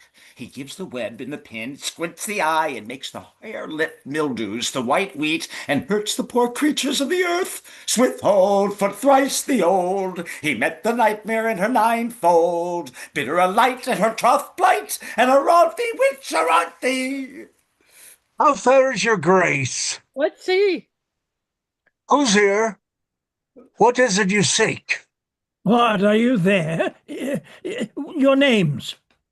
Poor Tom that eats the swimming frog, the toad, the tadpole, the wall-newt, and the water, that in the fury of his heart, when the foul fiend rages, eats cow dung for cellates, swallows the old rat and the ditch dog, drinks the green mantle of the standing pool, who is whipped from tithing to tithing and stopped, punished, and imprisoned, who has 3 suits to his back, 6 shirts to his body, horse to ride and weapon to wear, but mice and rats and such small deer had been Tom's food for 7 long year. Oh, beware, my fellower. Peace, Smokin. Peace, thou friend. Fiend! What, hath your grace no better company? The Prince of Darkness is a gentleman. Modo he called, and Mahu! Our flesh and blood, my lord, is grown so vile that it doth hate what gets it. Poor Tom's a cold. Go in with me. My duty cannot suffer to obey all your daughter's hard commands. Though their injunction be to bar my doors and let this tyrannous night take hold upon you, yet have I ventured to come seek you out and bring you where both fire and food is ready. First, let me talk with this philosopher. What is the cause of thunder? But, my lord, take his offer, go into the house. I'll talk a word with this same learned Theban. What is your study? How to prevent the fiend and to kill vermin. Let me ask you one word in private. Importune him once more to go, my lord. His wits begin to unsettle. The storm still rages. Canst thou blame him? His daughters seek his death. Ah, that good Kent, he said it would be thus. Poor banished man.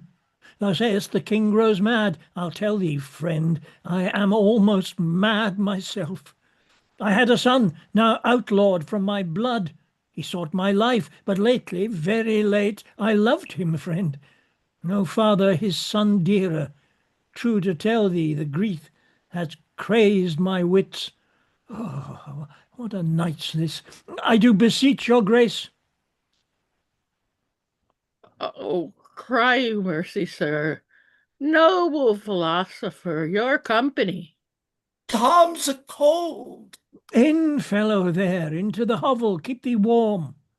Come, let's in all. This way, my lord. With him, I will keep still with my philosopher.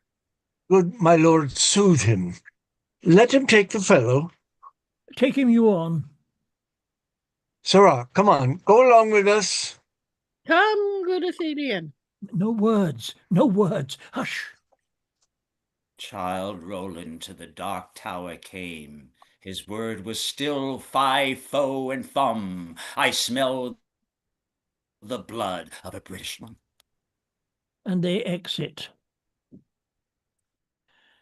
Scene 5. Enter Cornwall and Edmund. I will have my revenge ere I depart his house. How, my lord? I may be censured that nature thus gives way to loyalty. Something fears me to think of. I now perceive it was not altogether your brother's evil disposition that made him seek his death, but a provoking merit set awork by reprovable badness in himself. How malicious is my fortune, that I must repent to be just? This is the letter which he spoke of, which approves him an intelligent party to the advantages of France. Oh, heavens, that this treason were not, or not I, the detector. Go with me to the Duchess. If the matter of this paper be certain, you have mighty business in hand. True or false, it hath made thee Earl of Gloucester. Seek out where thy father is, that he may be ready for our apprehension. If I find him comforting the king, it will stuff his suspicion more fully. I will persevere in my course of loyalty, though the conflict be sore between that and my blood. I will lay trust upon thee, and thou shalt find a dear father in my love. And they exit. Act 3, Scene 6. Enter Kent and Gloucester. Oh, here is better than the open air. Take it thankfully. I will piece out the comfort with what addition I can. I will not be long from you. And he All exits. the power of his wits have given way to his impatience. The gods reward your kindness. Enter Lear, Edgar, and the Fool. Freteto calls me and tells me Nero is an angler in the lake of darkness. Pray, innocent, and beware the foul fiend. Prithee, nuncle, tell me whether a madman be a gentleman or a yeoman. A king. A king. No, he's a yeoman that has a gentleman to his son, for he's a mad yeoman that sees his son a gentleman before him. To have 1,000 with red burning spits come hissing in on him. Bless thy 5 wits. Oh, pity. Sir, where is the patience now that you so oft have boasted to retain? My tears begin to take his part so much they mar my counterfeiting.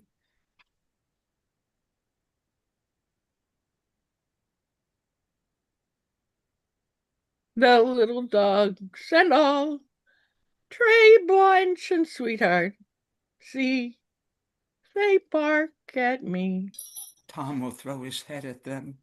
Avaunt you, curs, by thy mouth or black and white, tooth thy poisons if it bite. Mastiff, greyhound, mongrel grim, hound or spaniel, brutch or him, or bobtail tight or trouty tail, Tom will make him weep and wail. For with throwing thus my head, dogs leap the hatch and all are fled. Duty, sus, come march to wakes and ferries, and mark towns. Poor Tom, thy horn is dry. Then let the men atomize rig and see what breeds about her heart. Is there any cause in nature that make these hard hearts? You, sir, I entertain for one of my 100. Only I do not like the fashion of your garments. You will say they are Persian, but let them be changed. Enter Gloucester.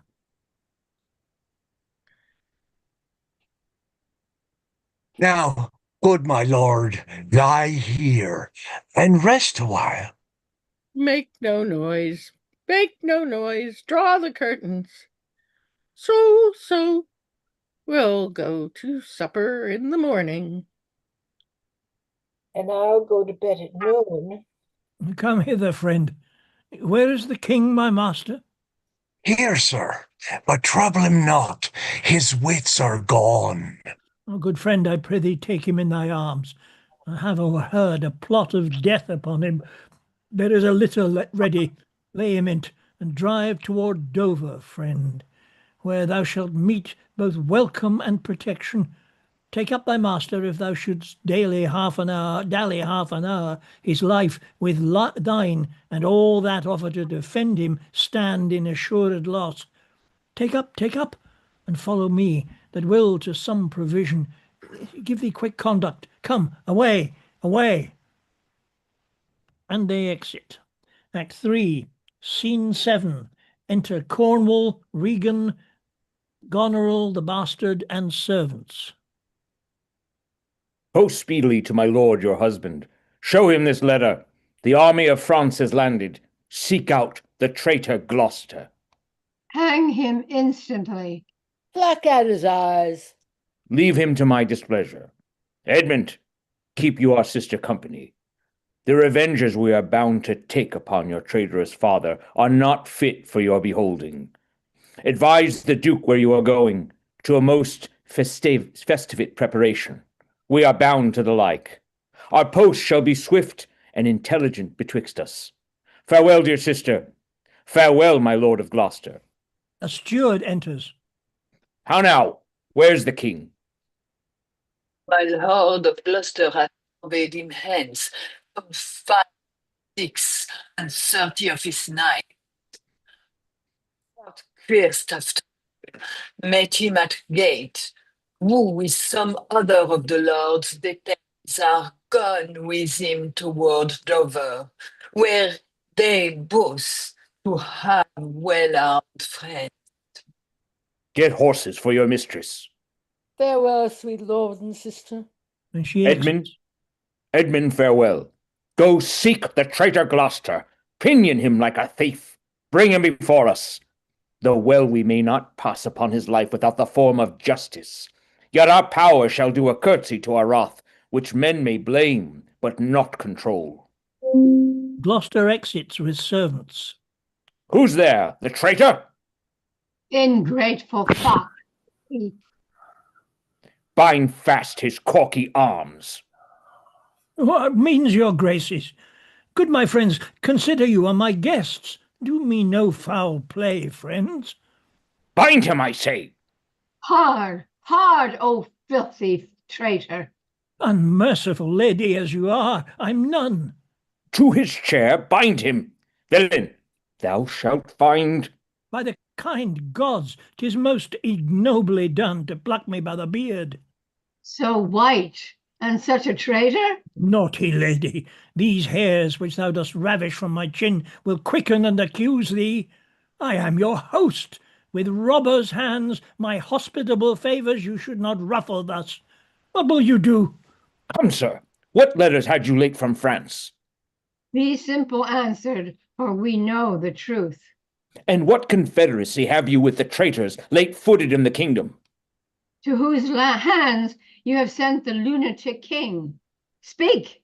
I have a letter guessingly set down, which came from one that's of a neutral heart, and not from one opposed. Cunning. And false. Where hast thou sent the king? To Dover. Wherefore to Dover?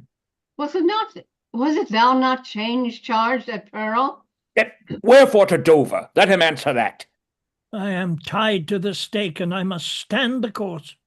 Wherefore to Dover? Because I would not see thy cruel nails pluck out his poor old eyes, nor thy fierce sister in his anointed flesh stick boorish fangs. The sea, with such a storm as his bare head in hell-black night endured, would have buoyed up and quenched the stellar fires.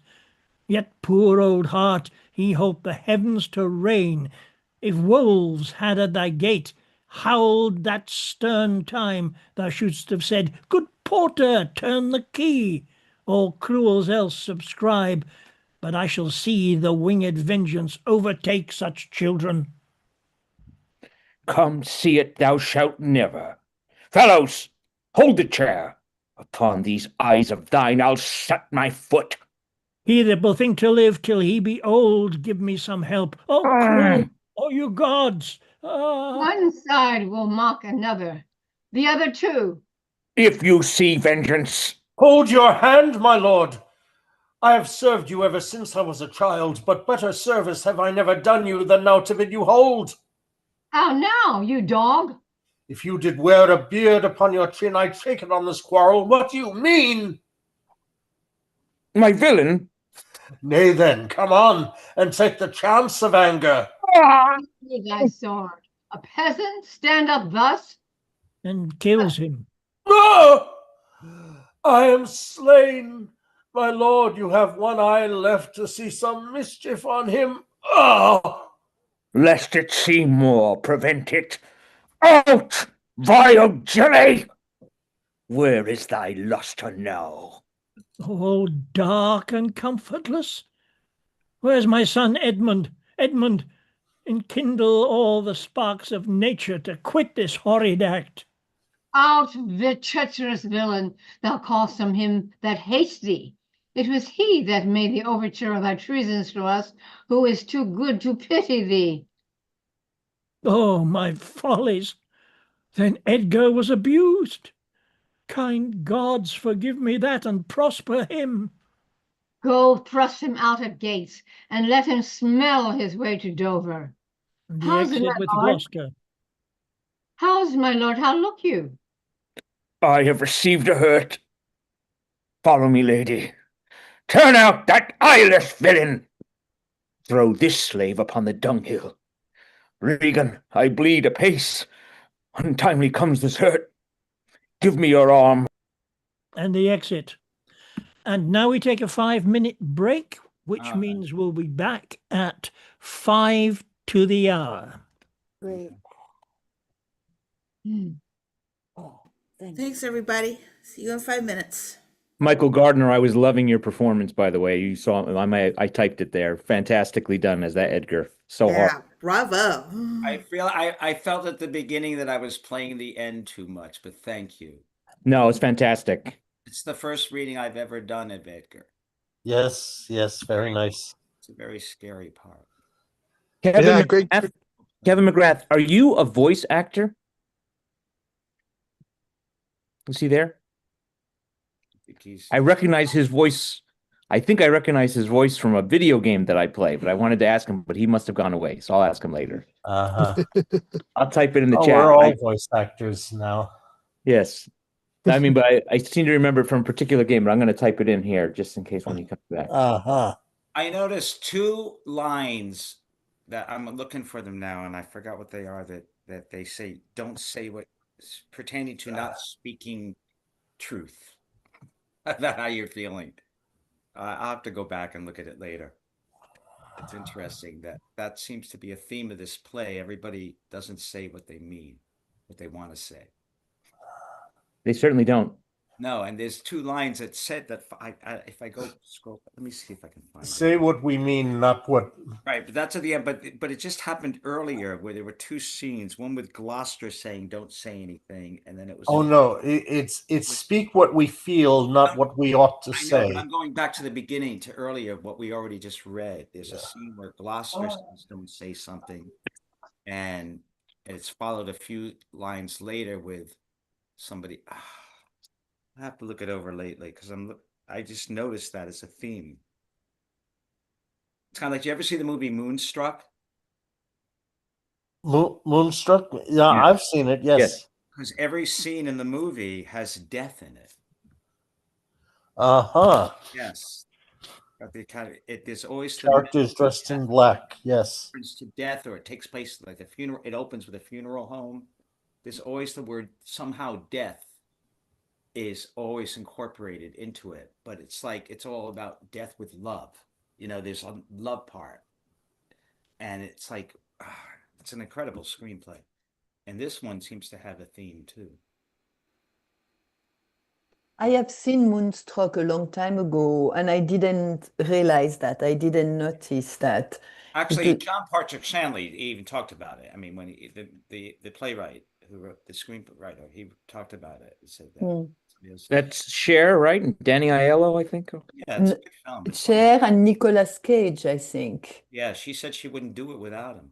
She said she'd only do it with him. And Olympia Dukakis does something really interesting in that movie. Huh. Every scene, like not every scene, just about when she's having a conversation with somebody, she'd jump them. She'd give them the answer. It could look like a bad acting, anticipating, but not for this character. She knew what people were gonna say, so she'd jump them. She'd answer them just as they were finishing their sentence, and it worked with her. Yeah, if you ever look at it, yeah. It's a great movie. Couple of more minutes, everyone.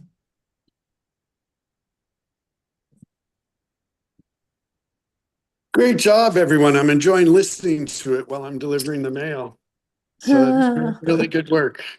A lot of fun. I mean, and it is interesting, the things about love, I mean, that come up doing this on Valentine's Day. Of course, like the King of France saying something early on about there's something in the love that can be reckoned, But it's like, because that Burgundy loves money more than Cordelia.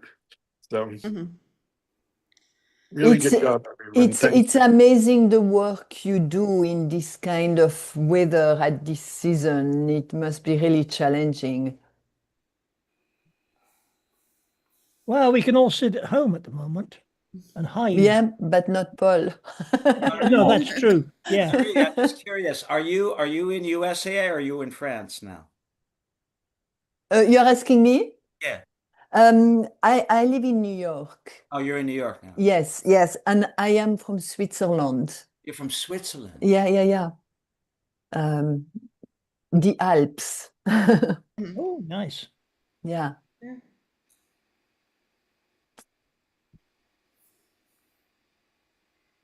But I don't know if you had the chance to see the Hudson River for those of you who live in New York. A couple of weeks ago, it was amazing how it was covered in ice, blocks of ice, giant. It was beautiful.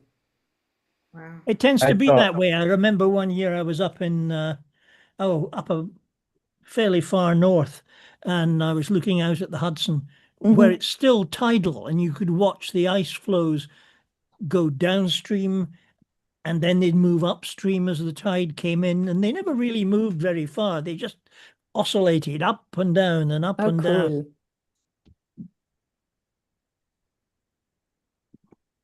I would move to All Switzerland. right, and we're back. Everybody here? Do we have everybody here? Mm-hmm. Let me get up. Right. Okay. Yep. And we're here. Act 4, Scene 1. Yet better thus. Enter Edgar. Yet better thus, and known to be condemned, and still condemned and flattered to be worse. The lowest and most dejected thing of fortune stands still in esperance, lives not in fear. The lamentable changes is from the best. The worst returns to laughter. Welcome then, thou unsubstantial air, that I embrace the wretched that thou hast blown into the worst, owes nothing to thy blasts. Enter Gloucester and an old man. Who comes here? Oh, My father, poorly led? World. just a second. I'm sorry. It's okay. Let's see. Let me know when you're finished talking. 101. Who comes here? My father, poorly led? World. Oh, world. But that thy strange mutations makes us hate thee, life would not yield to age.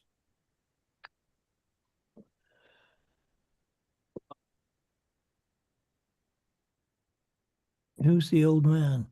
I'm the old man. I just Page 101. 101. Oh, good my lord. I've been your tenant and your father's tenant these 80 years. Away, get thee away, good friend, be gone. Thy comforts can do me no good at all. Thee they may hurt. You cannot see your way. I have no way, and therefore want no eyes. I stumbled when I saw. Full oft 'tis seen our means secure us, and our mere defects prove our commodities. Oh, dear son Edgar, the food of thy abused father's wrath, might I but live to see thee in my touch, I'd say I had eyes again. How now? Who's here? Gods! Who is it I can say I am at the worst? I am worse than e'er I was. 'Tis poor Mad Tom. And worse I may be yet. The worst is not so long as we can say this is the worst. Fellow, where ghost? Is it a beggar man? A madman and beggar too. He has some reason, else he could not beg. In the last night's storm I such a fellow saw, which made me think a man, a worm. My son came then into my mind, and yet my mind was scarce friends with him. I have heard more since, as flies to wanton boys are we to the gods. They kill us for their sport. Oh, how should this be? Bad is the trade that must play fool to sorrow, angering itself and others. Bless thee, master. Is that the naked fellow? Aye, my lord. I'll get thee awake. Away, if for my sake thou wilt aught take us hence a mile or twain in the way toward Dover, do it for ancient love, and bring some covering for this naked soul, which I'll entreat to lead me. Alack, sir, he is mad. 'Tis the time's plague when madmen lead the blind. Do as I bid thee, or rather, do thy pleasure. Above the rest, be gone. I'll bring him the best parel that I have. Come on, will come what will. And he exits. Sarah, naked fellow. Oh, Tom's cold. I cannot daub it further. Come hither, fellow. And yet I must. Bless thy sweet eyes, they bleed. Know'st thou the way to Dover? Both stile and gate, horseway and footpath, poor Tom hath been scared out of his good wits.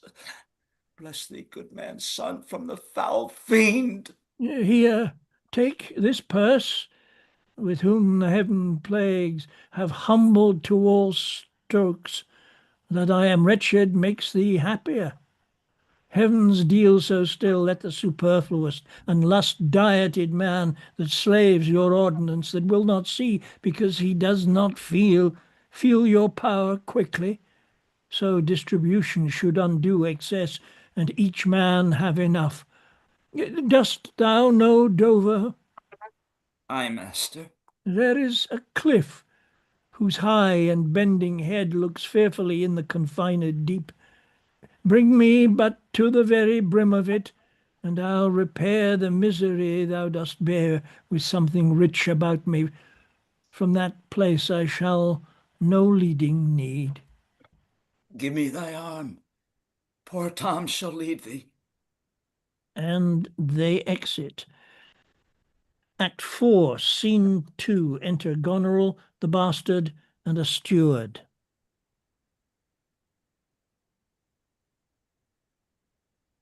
Welcome, my lord. I marvel our mild husband not met us on the way. Now where's your master? Madam within, but never man so changed. I told him of the army that was landed. He smiled at it. I told him you were coming. His answer was the worst. Of Gloucester treachery and of the loyal service of his son. When I informed him, then he called me sot and told me I had turned the wrong side out. What most he should dislike seems pleasant to him, what like offensive. Then shall you go no further. It is the cowish terror of his spirit that dares not undertake. He'll not feel wrongs which tie him to an answer. Our wishes on the way may prove effects. Back Edmund to my brother. Hasten his musters and conduct his powers. I must change names at home and give the distaff into my husband's hand. This trusty servant shall pass between us. Ere long you are like to hear. If you dare venture in your own behalf, a mistress command, wear this, spare speech, decline your head. This kiss, if it does speak, would stretch thy spirits up into the air, conceive and fare thee well. Yours in the ranks of death. My most dear Gloucester, oh, the difference of man and man, to thee a woman's services are due. My fool usurps my body. Madam, here comes my lord. I have been worth the whistle. Oh, Goneril, you are not worth the dust which the rude wind blows in your face. Milk-livered man, that bearest a cheek for blows, a head for wrongs, who hast not in the brows an eye discerning thine honor from thy suffering. See thyself, devil. Proper deformity seems not in the fiend so horrid as in woman. O vain fool! A messenger enters.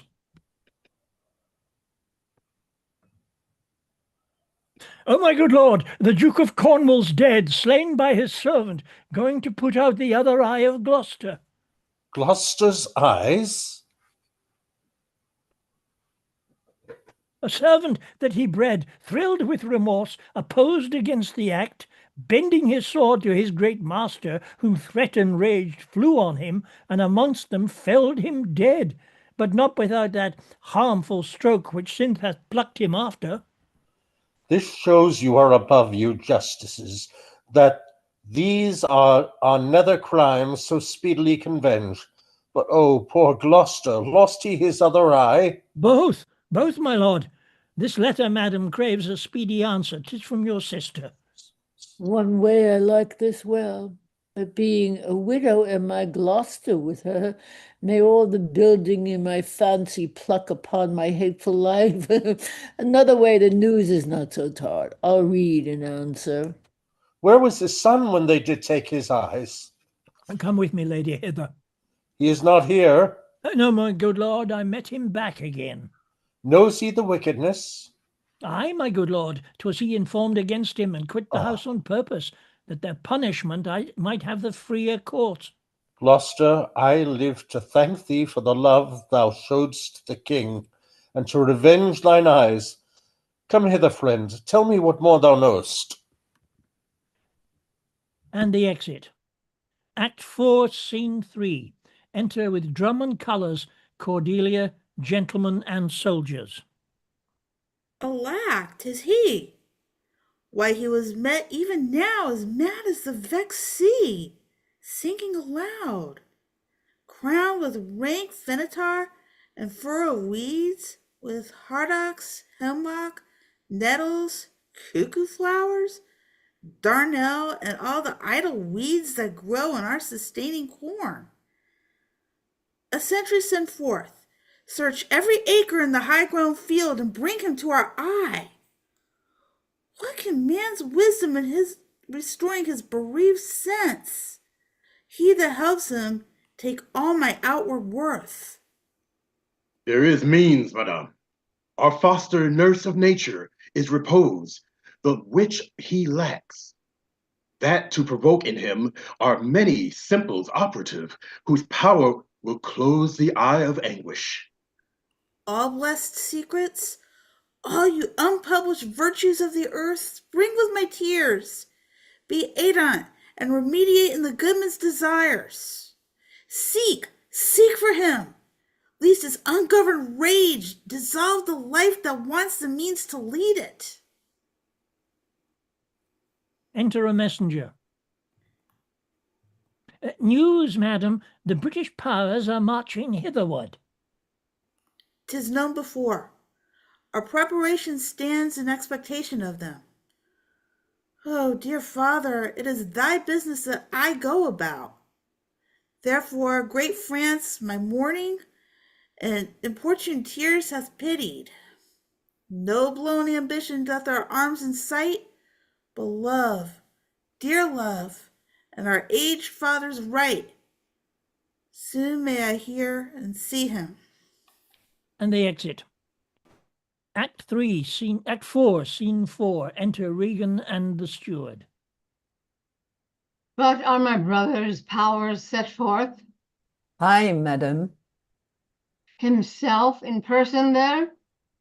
Madam, with much ado, your sister is the better soldier. Lord Edmund spake not with your lord at home? No, madam. What might import my sister's letter to him? I know not, lady.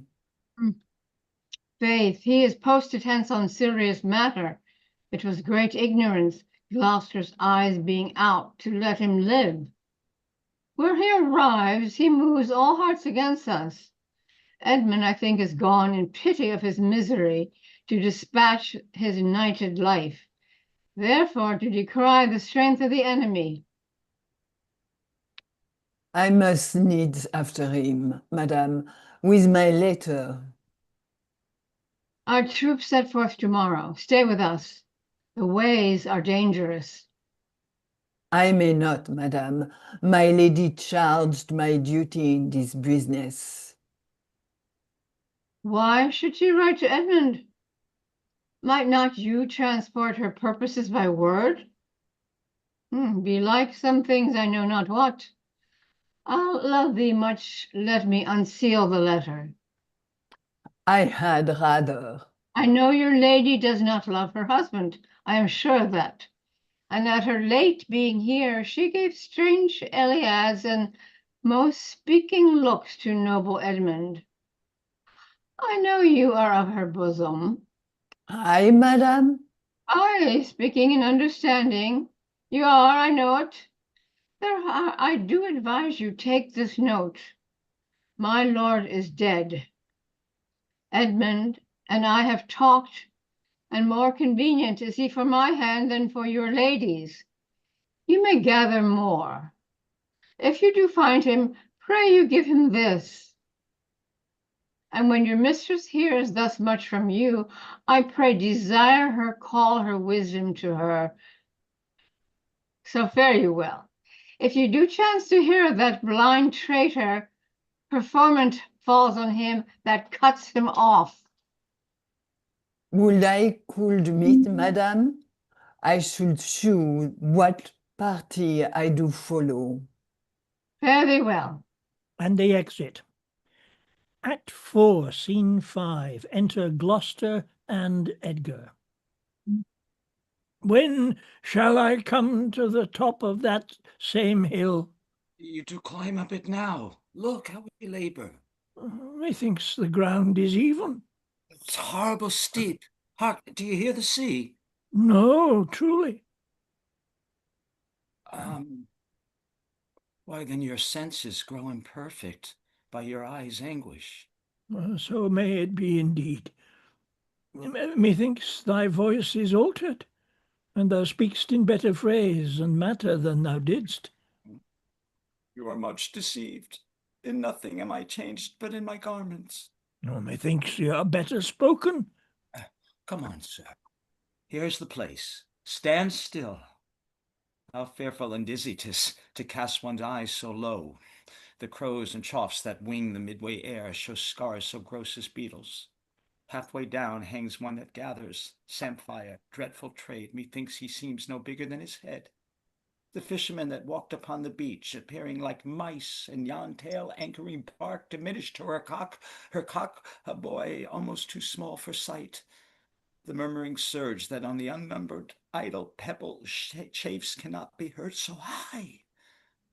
I'll look no more, lest my brain turn and the deficient sight topple down headlong. Set me where you stand. Give me your hand.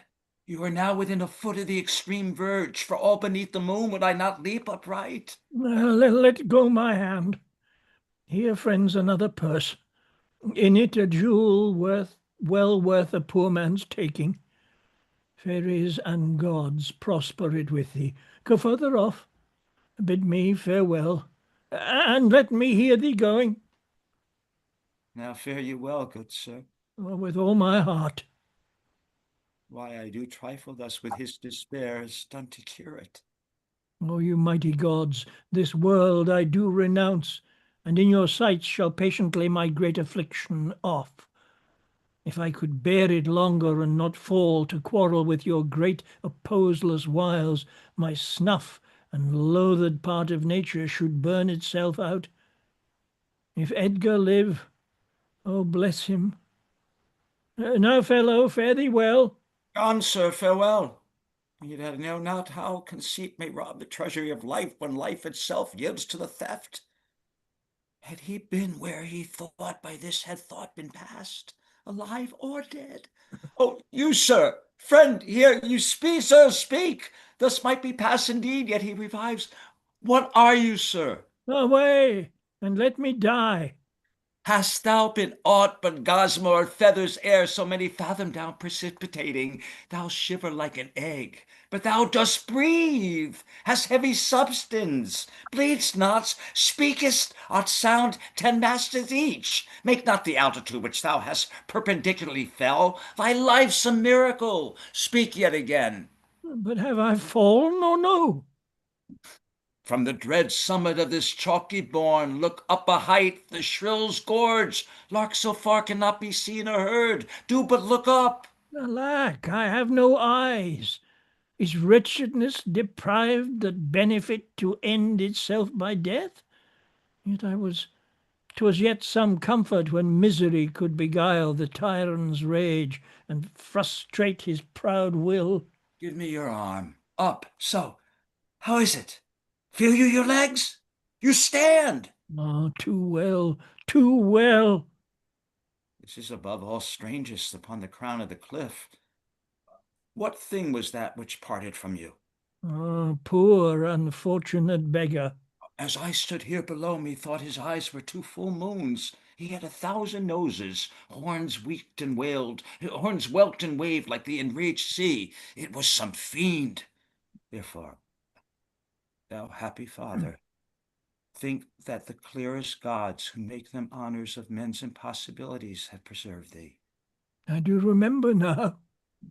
Henceforth I'll bear affliction till it do cry out itself, enough, enough, and die. That thing you speak of, I took it for a man. Often 'twould say, the fiend, he led me to that place. Bear free and patient thoughts. Enter Lear. Who comes here? The safer sense will never accommodate his master thus. No, they cannot touch me for crying. I am the king himself. Thou side-piercing sight! Nature's above art in that respect. There's your press money. That fellow handles his bow like a crow keeper. Draw me a clothier's yard. Look, look, a mouse. Peace, peace. This piece of toasted cheese will do it. There's my gauntlet. I'll prove it on a giant. Bring up the bound bills. Oh, well flown bird. In the clout, how give the word. Sweet marjoram. Pass. I know that voice. Ha! Goneril with a white beard. They flattered me like a dog and told me I had the white hairs in my beard ere the black ones were there. To say aye and no to everything that I said, no to was no good divinity. When the rain came to wet me once, and the wind to make me chatter, when the thunder would not peace at my bidding, there I found 'em, there I smelt 'em out. Go to, they are not men of their words. They told me I was everything. 'Tis a lie. I am not ague-proof. The trick of that voice? I do well remember it's not the king. I every inch a king. When I do stare, see how the subject quakes. I pardon that man's wife. What was thy cause? Adultery? Thou shalt not die. Die for adultery? No, the wren goes to it, and the small gilded fly does lecher in my sight. Let copulation thrive, for Gloucester's bastard son was kinder to his father than my daughters got 'tween the lawful sheets. Toot luxury pell-mell, for I lack soldiers. Behold yon simpering dame, whose face between her forks presages snow, that minces virtue and does shake the head to hear of pleasure's name. The fichu, not the soiled horse, goes toot with a more riotous appetite. Down from the waist they are centaurs, though women all above. But to the girdle do the gods inherit. Beneath is all the fiends. There's hell, there's darkness, there is the sulphurous pit burning, scalding, stench, consumption. Fie, fie, fie. Ah, pah. Give me an ounce of civet, good apothecary, sweeten my imagination.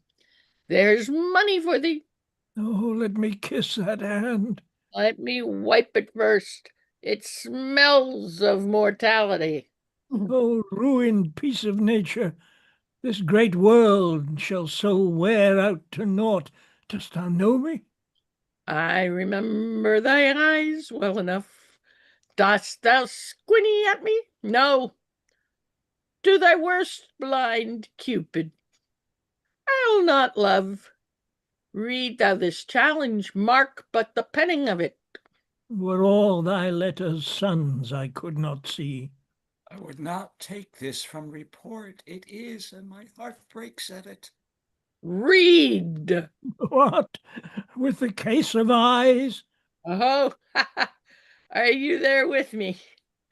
No eyes in your head, nor money in your purse. Your eyes are in a heavy case, your purse in a light. Yet you see how this world goes. I see it feelingly. Art what? Art man? A man may see how this world goes with no eyes. Look with thine ears. See how young justice rails upon yon simple thief. Hark in thine ear, change places and handy dandy. Which is the justice, which is the thief? Thou hast seen a farmer's dog bark at a beggar? Aye, sir. And the creature run from the cur? There thou mightst behold the great image of authority. A dog's obeyed in office. Thou rascal beetle, hold thy bloody hand. Why dost thou lash that whore? Strip thine own back, thou hotly lusts to use her in that kind for which thou whipp'st her. The usurer hangs the cozener, thorough tattered cloaks, great vices do appear. Robes and furred gowns hide all. Place sins with gold, and the strong lance of justice hurtless breaks. Arm it in rags, a picni's straw does pierce it. None does offend, none, I say, none. I'll label 'em. Take that of me, my friend, who have the power to seal the accuser's lips.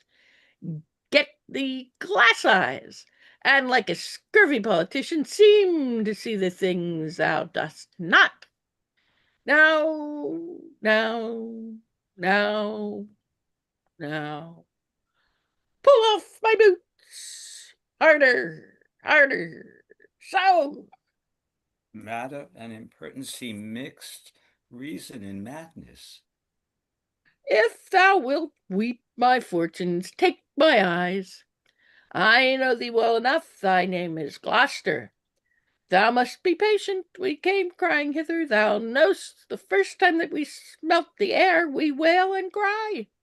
I will preach to thee. Mark! Alack, alack the day. When we are born, we cry that we are come to this great stage of fools.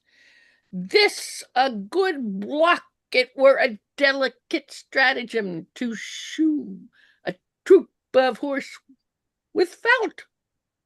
I'll put it in truth, and when I have stolen upon these son-in-laws, then kill, kill, kill, kill, kill, kill.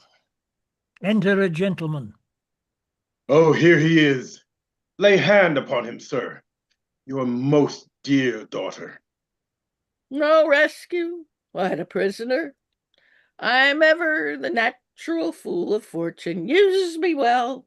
You shall have ransom. Let me have surgeons. I'm cut to the brains.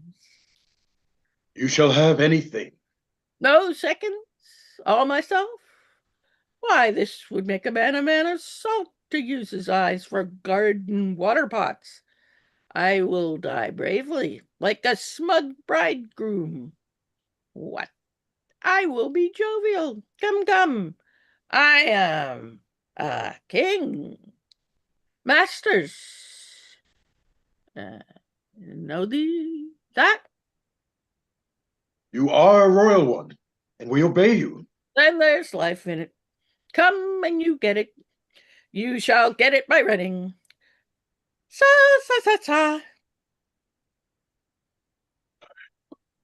Sight most pitiful in the meanest wretch, past speaking of in a king. Thou hast a daughter who redeems nature from the general curse which twain have brought her to. Hail, gentle sir. Sir, speed you. What's your will?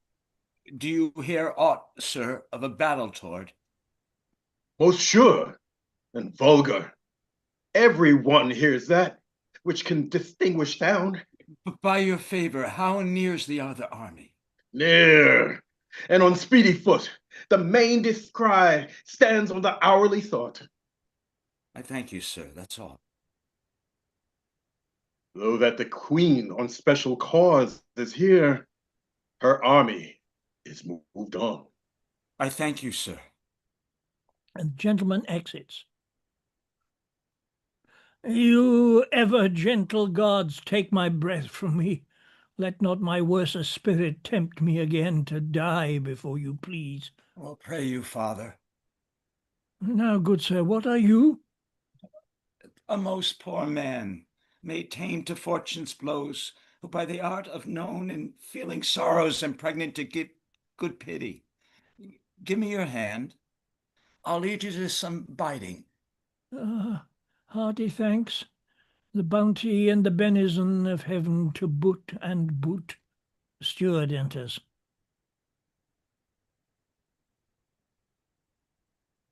Steward. A proclaimed, prized, most happy, that eyeless head of thine was first framed flesh to raise my fortunes. Though old, unhappy traitor, briefly thyself remember, the sword is out, that must destroy thee. Now let thy friendly hand put strength enough to't. Wherefore, bold peasants, dare those support a published traitor? Hence, lest that infection of his fortune take like hold on thee, let go his harm. Till not let go, sir, without verse or occasion. Let go, slave, or thou diest. Good gentlemen, go your gait, and let poor folk pass, and should have been swaggered out of my life. 'Twould not have been so long as 'tis by fortnight. Nay, come not here, the old man. Keep out your voice, or ice try with you your custard, or my bellow be thy heart a chill be plain with you. Out, dunghill. Shakespeare, you got teeth, sir. Come no matter more your foins. Slave, thou hast slain me. Villain, take my purse. If ever thou wilt drive, bury my body, and give the letters which thou find'st about me to Edmund, Earl of Gloucester. Seek him out upon the English party. Oh, ultimately death, death. I know thee well. A serviceable villain, as duteous to the vices of thy mistress as badness would desire. What? Is he dead? Sit you down, father, rest you. Let's see his pockets. The letters that he speaks of may be by friends. He's dead. I am only sorry he has no other deathsmans. Let us see. Leave gentle waxen manners, blame us not to know our enemies' minds. We rip our hearts. Ah, shoot, I lost my place. Hold on, please. Give me back to my page. 125. Oh, thank you so much, Sunko, so much. Thank you. Here we go. To know my enemies rip their hearts, their papers is more unlawful, more lawful. Let our reciprocal vows be remembered. You have many opportunities to cut him off. If your will want not, time and place will be fruitfully offered. There is nothing done. If he be returned the conqueror, then am I the prisoner, and his bed my jail. From the loathed warmth whereof deliver me, and supply the place for your labor. Your wife, so I would say, affectionate servant Gonril. A distinguished space of women's will, a plot upon her virtuous husband's life in the exchange, my brother, here in the sands. There I'll rake up the post unsanctified of murtherous lecherous, and in the mature time with this ungracious paper strike the sight of the death practised Duke, for him to swell that of thy death and business I can tell. The king is mad. How stiff is my vile sense that I stand up and have ingenious feeling of my huge sorrows. Better I were distract, so should my thoughts be severed from my griefs. The drum sounds far off, and woes by wrong imaginations loose the knowledge of themselves. Give me your hand. Far off methinks I hear the beaten drum. Come, father, I'll bestow you with a friend. And they exit. Act 4, Scene 7. Enter Cordelia, Kent, and a gentleman. Oh, thou good Kent, how shall I live and work to match thy goodness?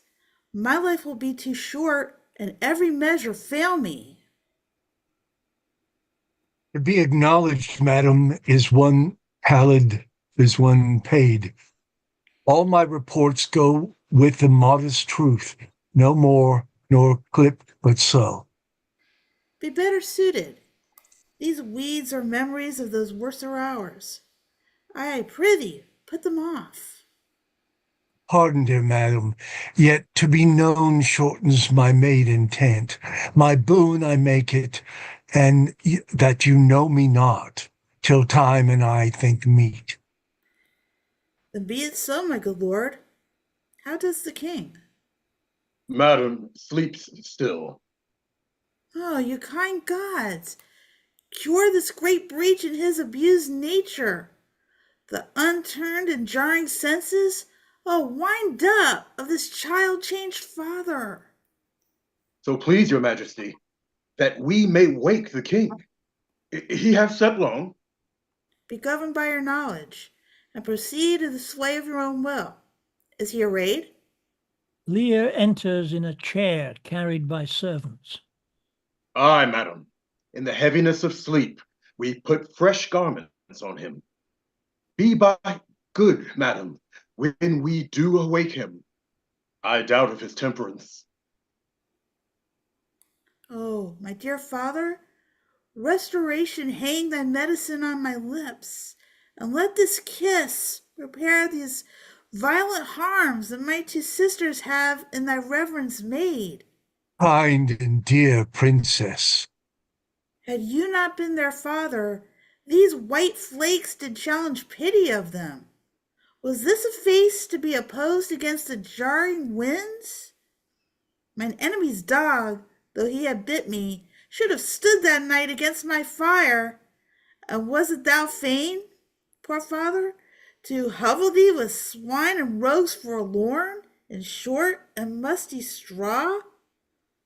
Alack, alack, 'tis wonder that thy life and wits at once had not concluded all. He wakes, speak to him. Madam, do you. 'Tis fittest. How does my royal lord? How fares your majesty? You do me wrong to take me out of the grave. Thou art a soul in bliss, but I am bound upon a wheel of fire, that mine own tears do scald like molten lead. Sir, do you know me? You are a spirit, I know. Where did you die? Still, far wide. He's scarce awake. Let him alone a while. Where have I been? Where am I? Fair daylight? I am mightily abused. I should even die with pity to see another thus. I know not what to say. I will not swear that these are my hands. Let's see. I feel this pinprick. Would I were assured of my condition. Oh, look upon me, sir, and hold your hand in benediction o'er me. You must not kneel. Pray do not mock me. I am a very foolish, fond old man, 80 and upward, not an hour more nor less. And to deal plainly, I fear I am not in my perfect mind. Methinks I should know you and know this man, yet I am doubtful, for I'm mainly ignorant what place this is, and all the skill I have remembers not these garments, nor I know not where I did lodge last night. Do not laugh at me, for as I am a man, I think this lady to be my child Cordelia. So I am. I am. Your tears wet? Yes, faith, I pray weep not. If you have poison for me, I will drink it. I know you do not love me, for your sisters have, as I do remember, done me wrong. You have some cause they have not. No cause, no cause. Am I in France? In your own kingdom, sir. Do not abuse me. Be comforted, good madam. The great rage you see is killed in him. Desire him to go in. Trouble him no more till further settling. Will please your highness walk? You must bear with me. Pray you now forget and forgive. I am old and foolish. And the exit. Act 5, Scene 1. Enter with drums and colours Edmund, Regan, gentlemen and soldiers. Know of the Duke, if his last purpose hold, or whether since he is advised by aught to change the course. He is full of alteration and self-reproving. Bring his constant pleasure. Our sister's man is certainly miscarried. 'Tis to be doubted, madam. Now, sweet lord, you know the goodness I intend upon you. Tell me but truly, but then speak the truth. Do you not love my sister? In honored love. But have you never found my brother's way to the forfended place? No, by mine honor, madam. I never shall endure her, dear my lord. Be not familiar with her. Fear not. She and the Duke, her husband. I'm sorry, which page? 132. 132. Our very loving sister will be met. Sir, this I heard, the king is come to his daughter with others, whom the rigor of our state forced to cry out. Why is this reasoned? Combined together against the enemy. Well, these domestic and particular broils are not the question here. Let's then determine within the entrance of war on our proceeding. Sister, you'll go with us? No. 'Tis most convenient. Pray, go with us. Oh, I know the way. I will go. Both the armies exit. Edgar enters. If e'er your grace had speech with man so poor, hear me one word. I'll overtake you. Speak.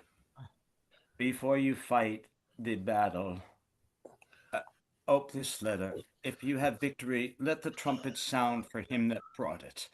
Wretched though I seem, I can produce a champion that will prove what is avouched there. If you miscarry, your business of the world hath so an end, and machination ceases. Fortune loves you. Stay till I've read the letter. I was forbid it. When time shall serve, let but the herald cry, I'll appear again. Why, fare thee well. I will o'erlook thy paper. Enter Edmund. Edgar exits. The enemy's in view. Draw up your powers. Here is the guess of their true strength and forces by diligent discovery. But your haste is now urged on you. We will greet the time. Albany exits.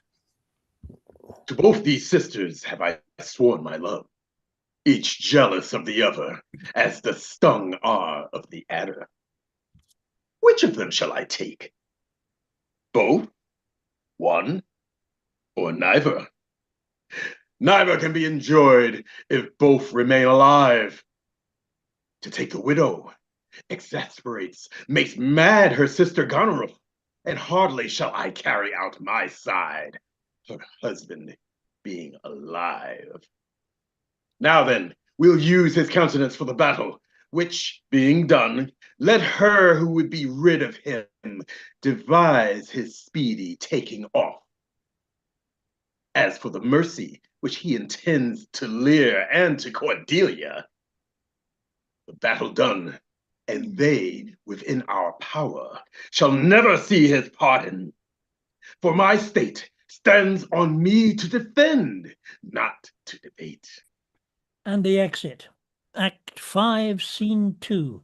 Alarms from within. Enter with drum and colours Lear, Cordelia, and soldiers. You then exit. Enter Edgar and Gloucester.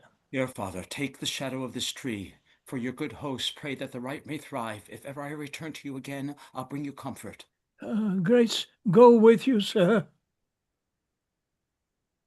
And Edgar, alarm and retreat within. Edgar returns. I know, and I get me back to my page again. 135. I got it. Away, old man. Oh, God. Away, old man. Give me thy hand. Away. King Lear hath lost, he and his daughter taken. Give me thy hand. Come on. No further, sir. A man may rot evil. What, in ill thoughts again? Men must endure their going hence, even as they're coming hither. Ripeness is all come on.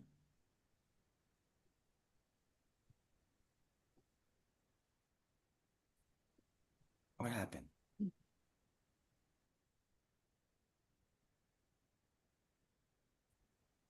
Gloucester went off. Or got froze. I think he's frozen. And that's true too.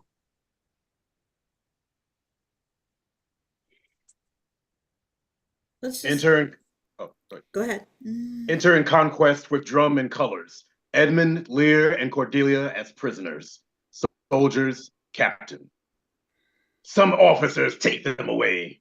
Good God, until their greater pleasures first be known, that are to censure them. We are not the first, who with best meaning have incurred the worst. For thee, oppressed king, I am cast down. Myself could not else outfrown false fortune's frown. Shall we not see these daughters and these sisters? Oh no, oh no. Come, let's away to prison.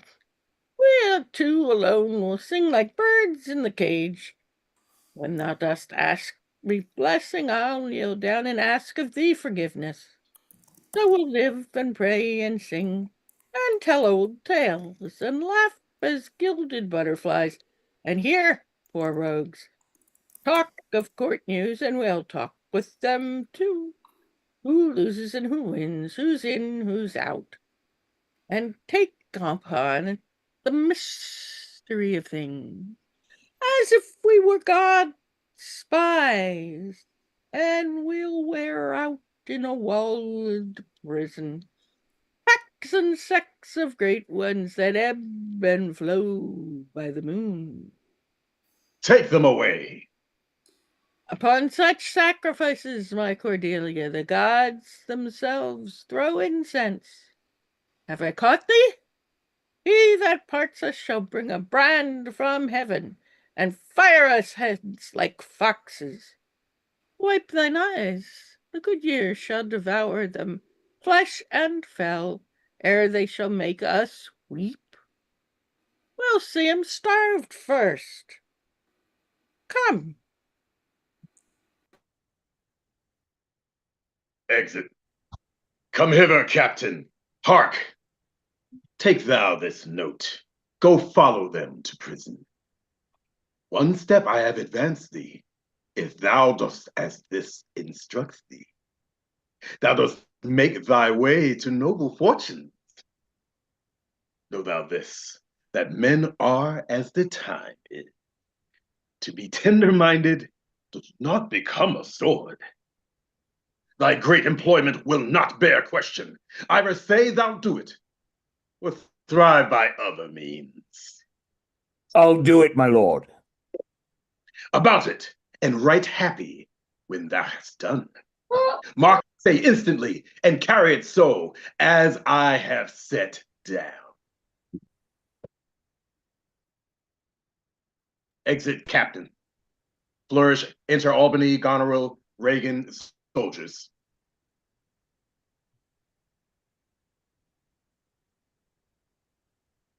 Ken, it's Albany. Yeah, that's you. I'm sorry. I was muted. Page Yeah. 137. Sir, you have showed today your valiant strain, and fortune led you well. You have the captives who were the opposites of this day's strife. I do require them of you, so to use them as we shall find their merits and our safety may equally determine. Sir, I thought it fit to send the old and miserable king to some retention, whose age had charms in it, whose title more, to pluck the common bosom on his side, and turn our impressed lances in our eyes, which do command them.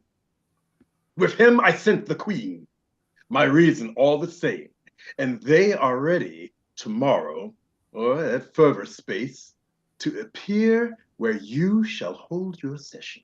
Sir, by your patience, I hold you but a subject of this war, not as a brother. That's as we list to grace him. Methinks our pleasure might have been demanded ere you had spoke so far.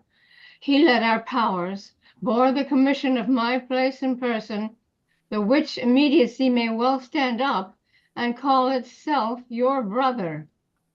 Not so hard. In his own grace he doth exalt himself more than in your addition. In my rights by me invested, he compares the best. That were the most if he should husband you. Jesters do oft prove prophets. Oh, that eye that told you so looked but a squint. Lady, I am not well, else I should answer from a full flowing stomach. General, take thou my soldiers, prisoners, patrimony, dispose of them, of me, the walls is thine. Witness the world that I create thee here, my lord and master. Mean you to enjoy him? The let alone lies not in your good will. Nor in thine, lord. Half-blooded fellow, yes. Let the drum strike, and prove my title thine. Stay yet, hear reason. Edmund, I arrest thee on capital treason, and in thy arrest this gilded serpent for your claim, fair sisters, I bear it in the interest of my wife. 'Tis she is subcontracted to this lord, and I, your husband, contradict your bans. If you will marry, make your loves to me. My lady is bespoke. Interlude. Thou art armed, Gloucester. Let the trumpet sound. If none appear to prove upon my person thy heinous, manifest, and many treasons, there is my pledge. I'll make it on thy head ere I taste bread. Thou art in nothing less than I have here proclaimed thee. Sick, oh, sick. If not, I'll ne'er trust medicine. There's my exchange. What in the world he that names me traitor, villain like he lies? Called by the trumpet, he that dares approach on him, on you, who not, I will maintain my truth and honor firmly. Enter a herald. A herald, ho! Trust to thy single virtue, for thy soldiers are all levied in my name, have in my name took their discharge. My sickness grows upon me. She is not well, convey her to my tent. Come hither, herald, let the trumpet sound and read out this. If any man of quality or degree within the lists of the army will maintain upon Edmund, supposed Earl of Gloucester, that he is a manifold traitor, let him appear by the third sound of the trumpet. He is bold in his defence. Again. Again. Enter Edgar armed. Ask him his purposes, why he appears upon this call of the trumpet. What are you? Your name, your quality, and why you answer the present summons? No, my name is lost by treason's tooths, by treason's tooth. Bear none and canker bit, yet I am noble as thy adversary I come to cope. Which is that adversary? What's he that speaks for Edmund's Earl of Gloucester? Himself? What say'st thou to him? Draw thy sword, that if my speech offend a noble heart, thy arm may do thee justice. Here is mine. Behold, it is my privilege, the privilege of mine. Honors my oath and my profession. I protest, maugre thy strength, place, youth, and eminence. Despise thy victor's sword and fire new fortune, thy valor and thy heart. Thou art a traitor, false to thy gods, thy brother, and thy father, conspirated against this high illustrious prince, and from the extremest upward of thy head to the descent and dust below thy foot, a most toad-spotted traitor. Say thou no? This sword, this arm, and my best spirits are bent to prove upon thy heart whereto I speak, thou liest. In wisdom I should ask thy name. But since thy outside looks so fair and warlike, and that thy tongue, some say, of breeding breathes, what safe and nicely I might well delay, by rule of knighthood, I disdain and spurn. Back do I toss these treasons to thy head, with the hell-hated lie o'erwhelm thy heart, which for they yet glance by, and scarcely bruise. This sword of mine shall give them instant way, where they shall rest forever.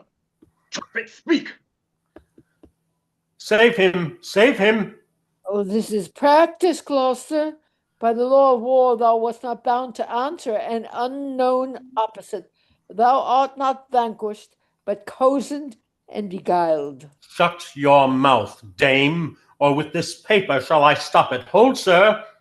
Thou worse than any name, read thine own evil. No tearing, lady, I perceive you know it. Oh, say if I do, the laws are mine, not thine.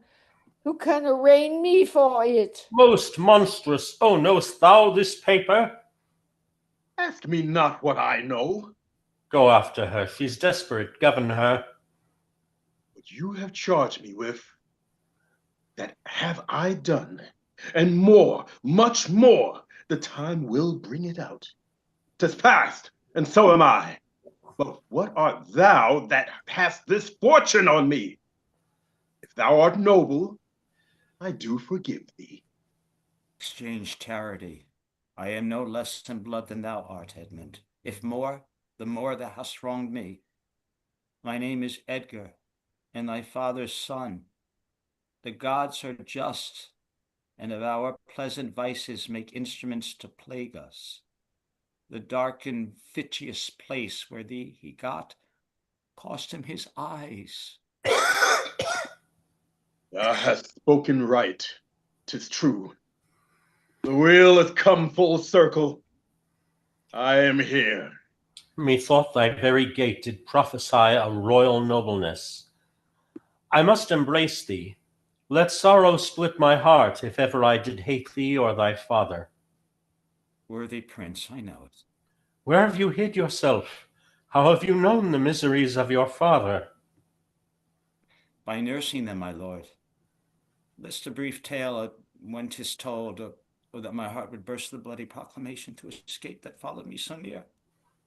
Oh, our lives' sweetness, that we the pain of death would hourly die rather than die at once, taught me to shift into a madman's rags, to assume a semblance that very dogs disdain. And in this habit met I my father with his bleeding rings, their precious stones, new loss. I became his guide, led him, begged for him, saved him from despair. Never a fault revealed myself unto him until some half hour passed when I was armed. Toward the hoping of this good success, I asked his blessing, and from first to last told him our pilgrimage. But his flawed heart, alack too weak the conflict to support, twixt two extremes of passion, joy, and grief, burst smilingly. This speech of yours hath moved me. It shall perchance do good. But speak you on. You look as if you had something more to say. There be more woeful, hold it in, for I am almost ready to dissolve hearing of this. Enter a gentleman. Help, help, oh help! What kind of help? Speak, man. What means this bloody knife? It's hot, it smokes. It came even from the heart of, oh, she's dead. Who dead? Speak, man. Your lady, huh? Your lady and her sister, by her is poisoned. She confesses it. I was contracted to them both. All three now marry in an instant. It's Kent. Enter Kent. Produce the bodies, be they alive or dead. Goneril and Regan's bodies are brought out. This judgment of the heavens that makes us tremble touches us not with pity. Oh, is this he? The time will not allow the compliment which very manners urges. I am come to bid my king and master good night. Is he not here? Great thing of us, for God speak, Edmund, where's the king, and where's Cordelia? Seest thou this object, Kent? Alas, alack, why thus?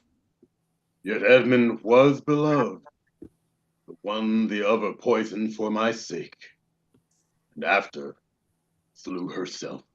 Even so, cover their faces. I pant for life. Some good I mean to do, despite of mine own nature. Quickly send, be brief in it, to the castle, for my writ is on the life of Lear, and on Cordelia. Nay, send in time! Run, oh, run! To whom, my lord? Who has the office? Send thy token of reprieve. Well thought on, take my sword, give it to the captain. Haste thee for thy life.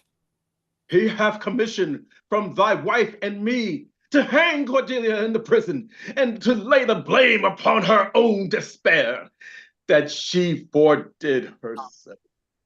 Gods defend her, bear him hence a while. Enter Lear with Cordelia in his arms.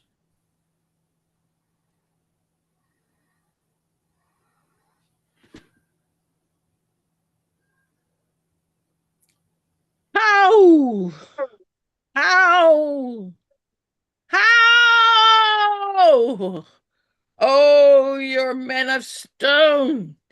Had I your eyes and tongues, I'll use them so that heaven's vault should crack. She's gone forever. I know when one is dead and when one lives. She's dead as earth. Lend me a looking glass. If that her breath will Mr. stain the stone, why then she lives. Is this the promised end? Image of that horror. Fall and cease. His feather stirs. She lives. If it be so, it is a chance which does redeem all sorrows that ever I have felt. Oh, my good master. Prithee away. This noble Kent, your friend. A plague upon you, murderers! Traitors all! I might have saved her, now she's gone forever. Cordelia, Cordelia, stay a little, huh? What is thou sayest? Her voice was ever soft, gentle and low, an excellent thing in woman. I killed the slave that was a hanging her thee. 'Tis true, my lords, he did. Did I not, fellow? I have seen the day with my good fighting falchion. I would have made him skip. I'm old now, and these same crosses spoil me. Who are you? Mine eyes are not of the best. I'll tell you straight. If fortune brag of two she loved and hated, one of them we behold. This is a dull sight, are you not Kent? The same, your servant Kent. Where is your servant Caius? He's a good fellow, I can tell you that. He'll strike and quickly, too. He's dead and rotten. No, my good lord, I am the very man. I'll see that straight. That from your first deference and decay have followed your sad steps. You're welcome hither. Nor no man else. All's cheerless, dark, and deadly. Your eldest daughters have fordone themselves and desperately are dead. Aye, so I think. He knows not what he says, and vain is it that we present us to him. Very bootless. Edmund is dead, my lord. That's but a trifle here. You, lords and noble friends, know our intent. What comfort to this great decay may come shall be applied. For us, we will resign during the life of this old majesty to him our absolute power. You to your rights with boot and such tradition as your honors have more than merited. All friends shall taste the wages of their virtue, and all foes the cup of their deservings. Oh, see, see! And my poor fool is hanged. No life. Why should a dog, a horse, a rat have life, and thou no breath at all? Thou come no more. Never, never, never, never. Pray you do undo this button. Thank you, sir. You see this look on her? Look, her lips. Look there, look there. And Lear dies. He faints, my lord. My lord! Break, heart, I pray thee, break. Look up, my lord. Vex not his ghost, oh, let him pass. He hates him that would, upon the rack of this tough world, stretch him out longer. He is gone indeed. The wonder is he hath endured so long, he but usurped his life. Bear them from hence.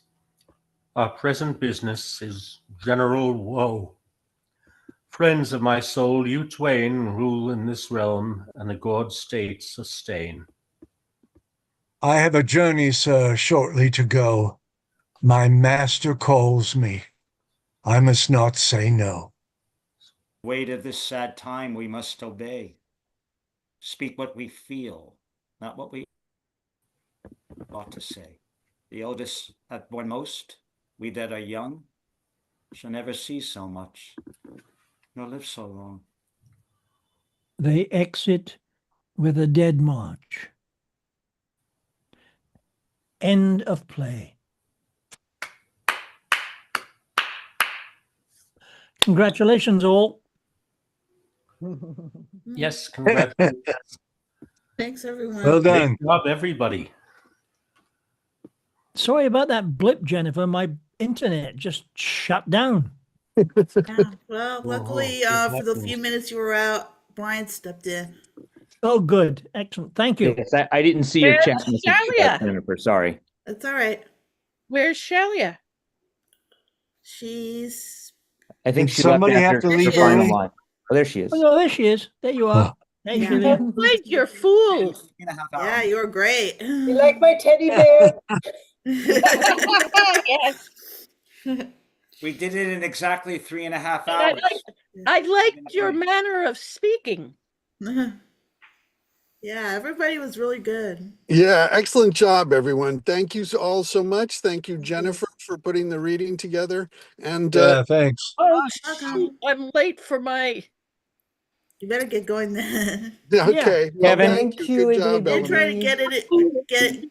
get finish in time for you, but I guess we're a few minutes over. 6:04. Yeah. Kevin, I don't know if you saw my note.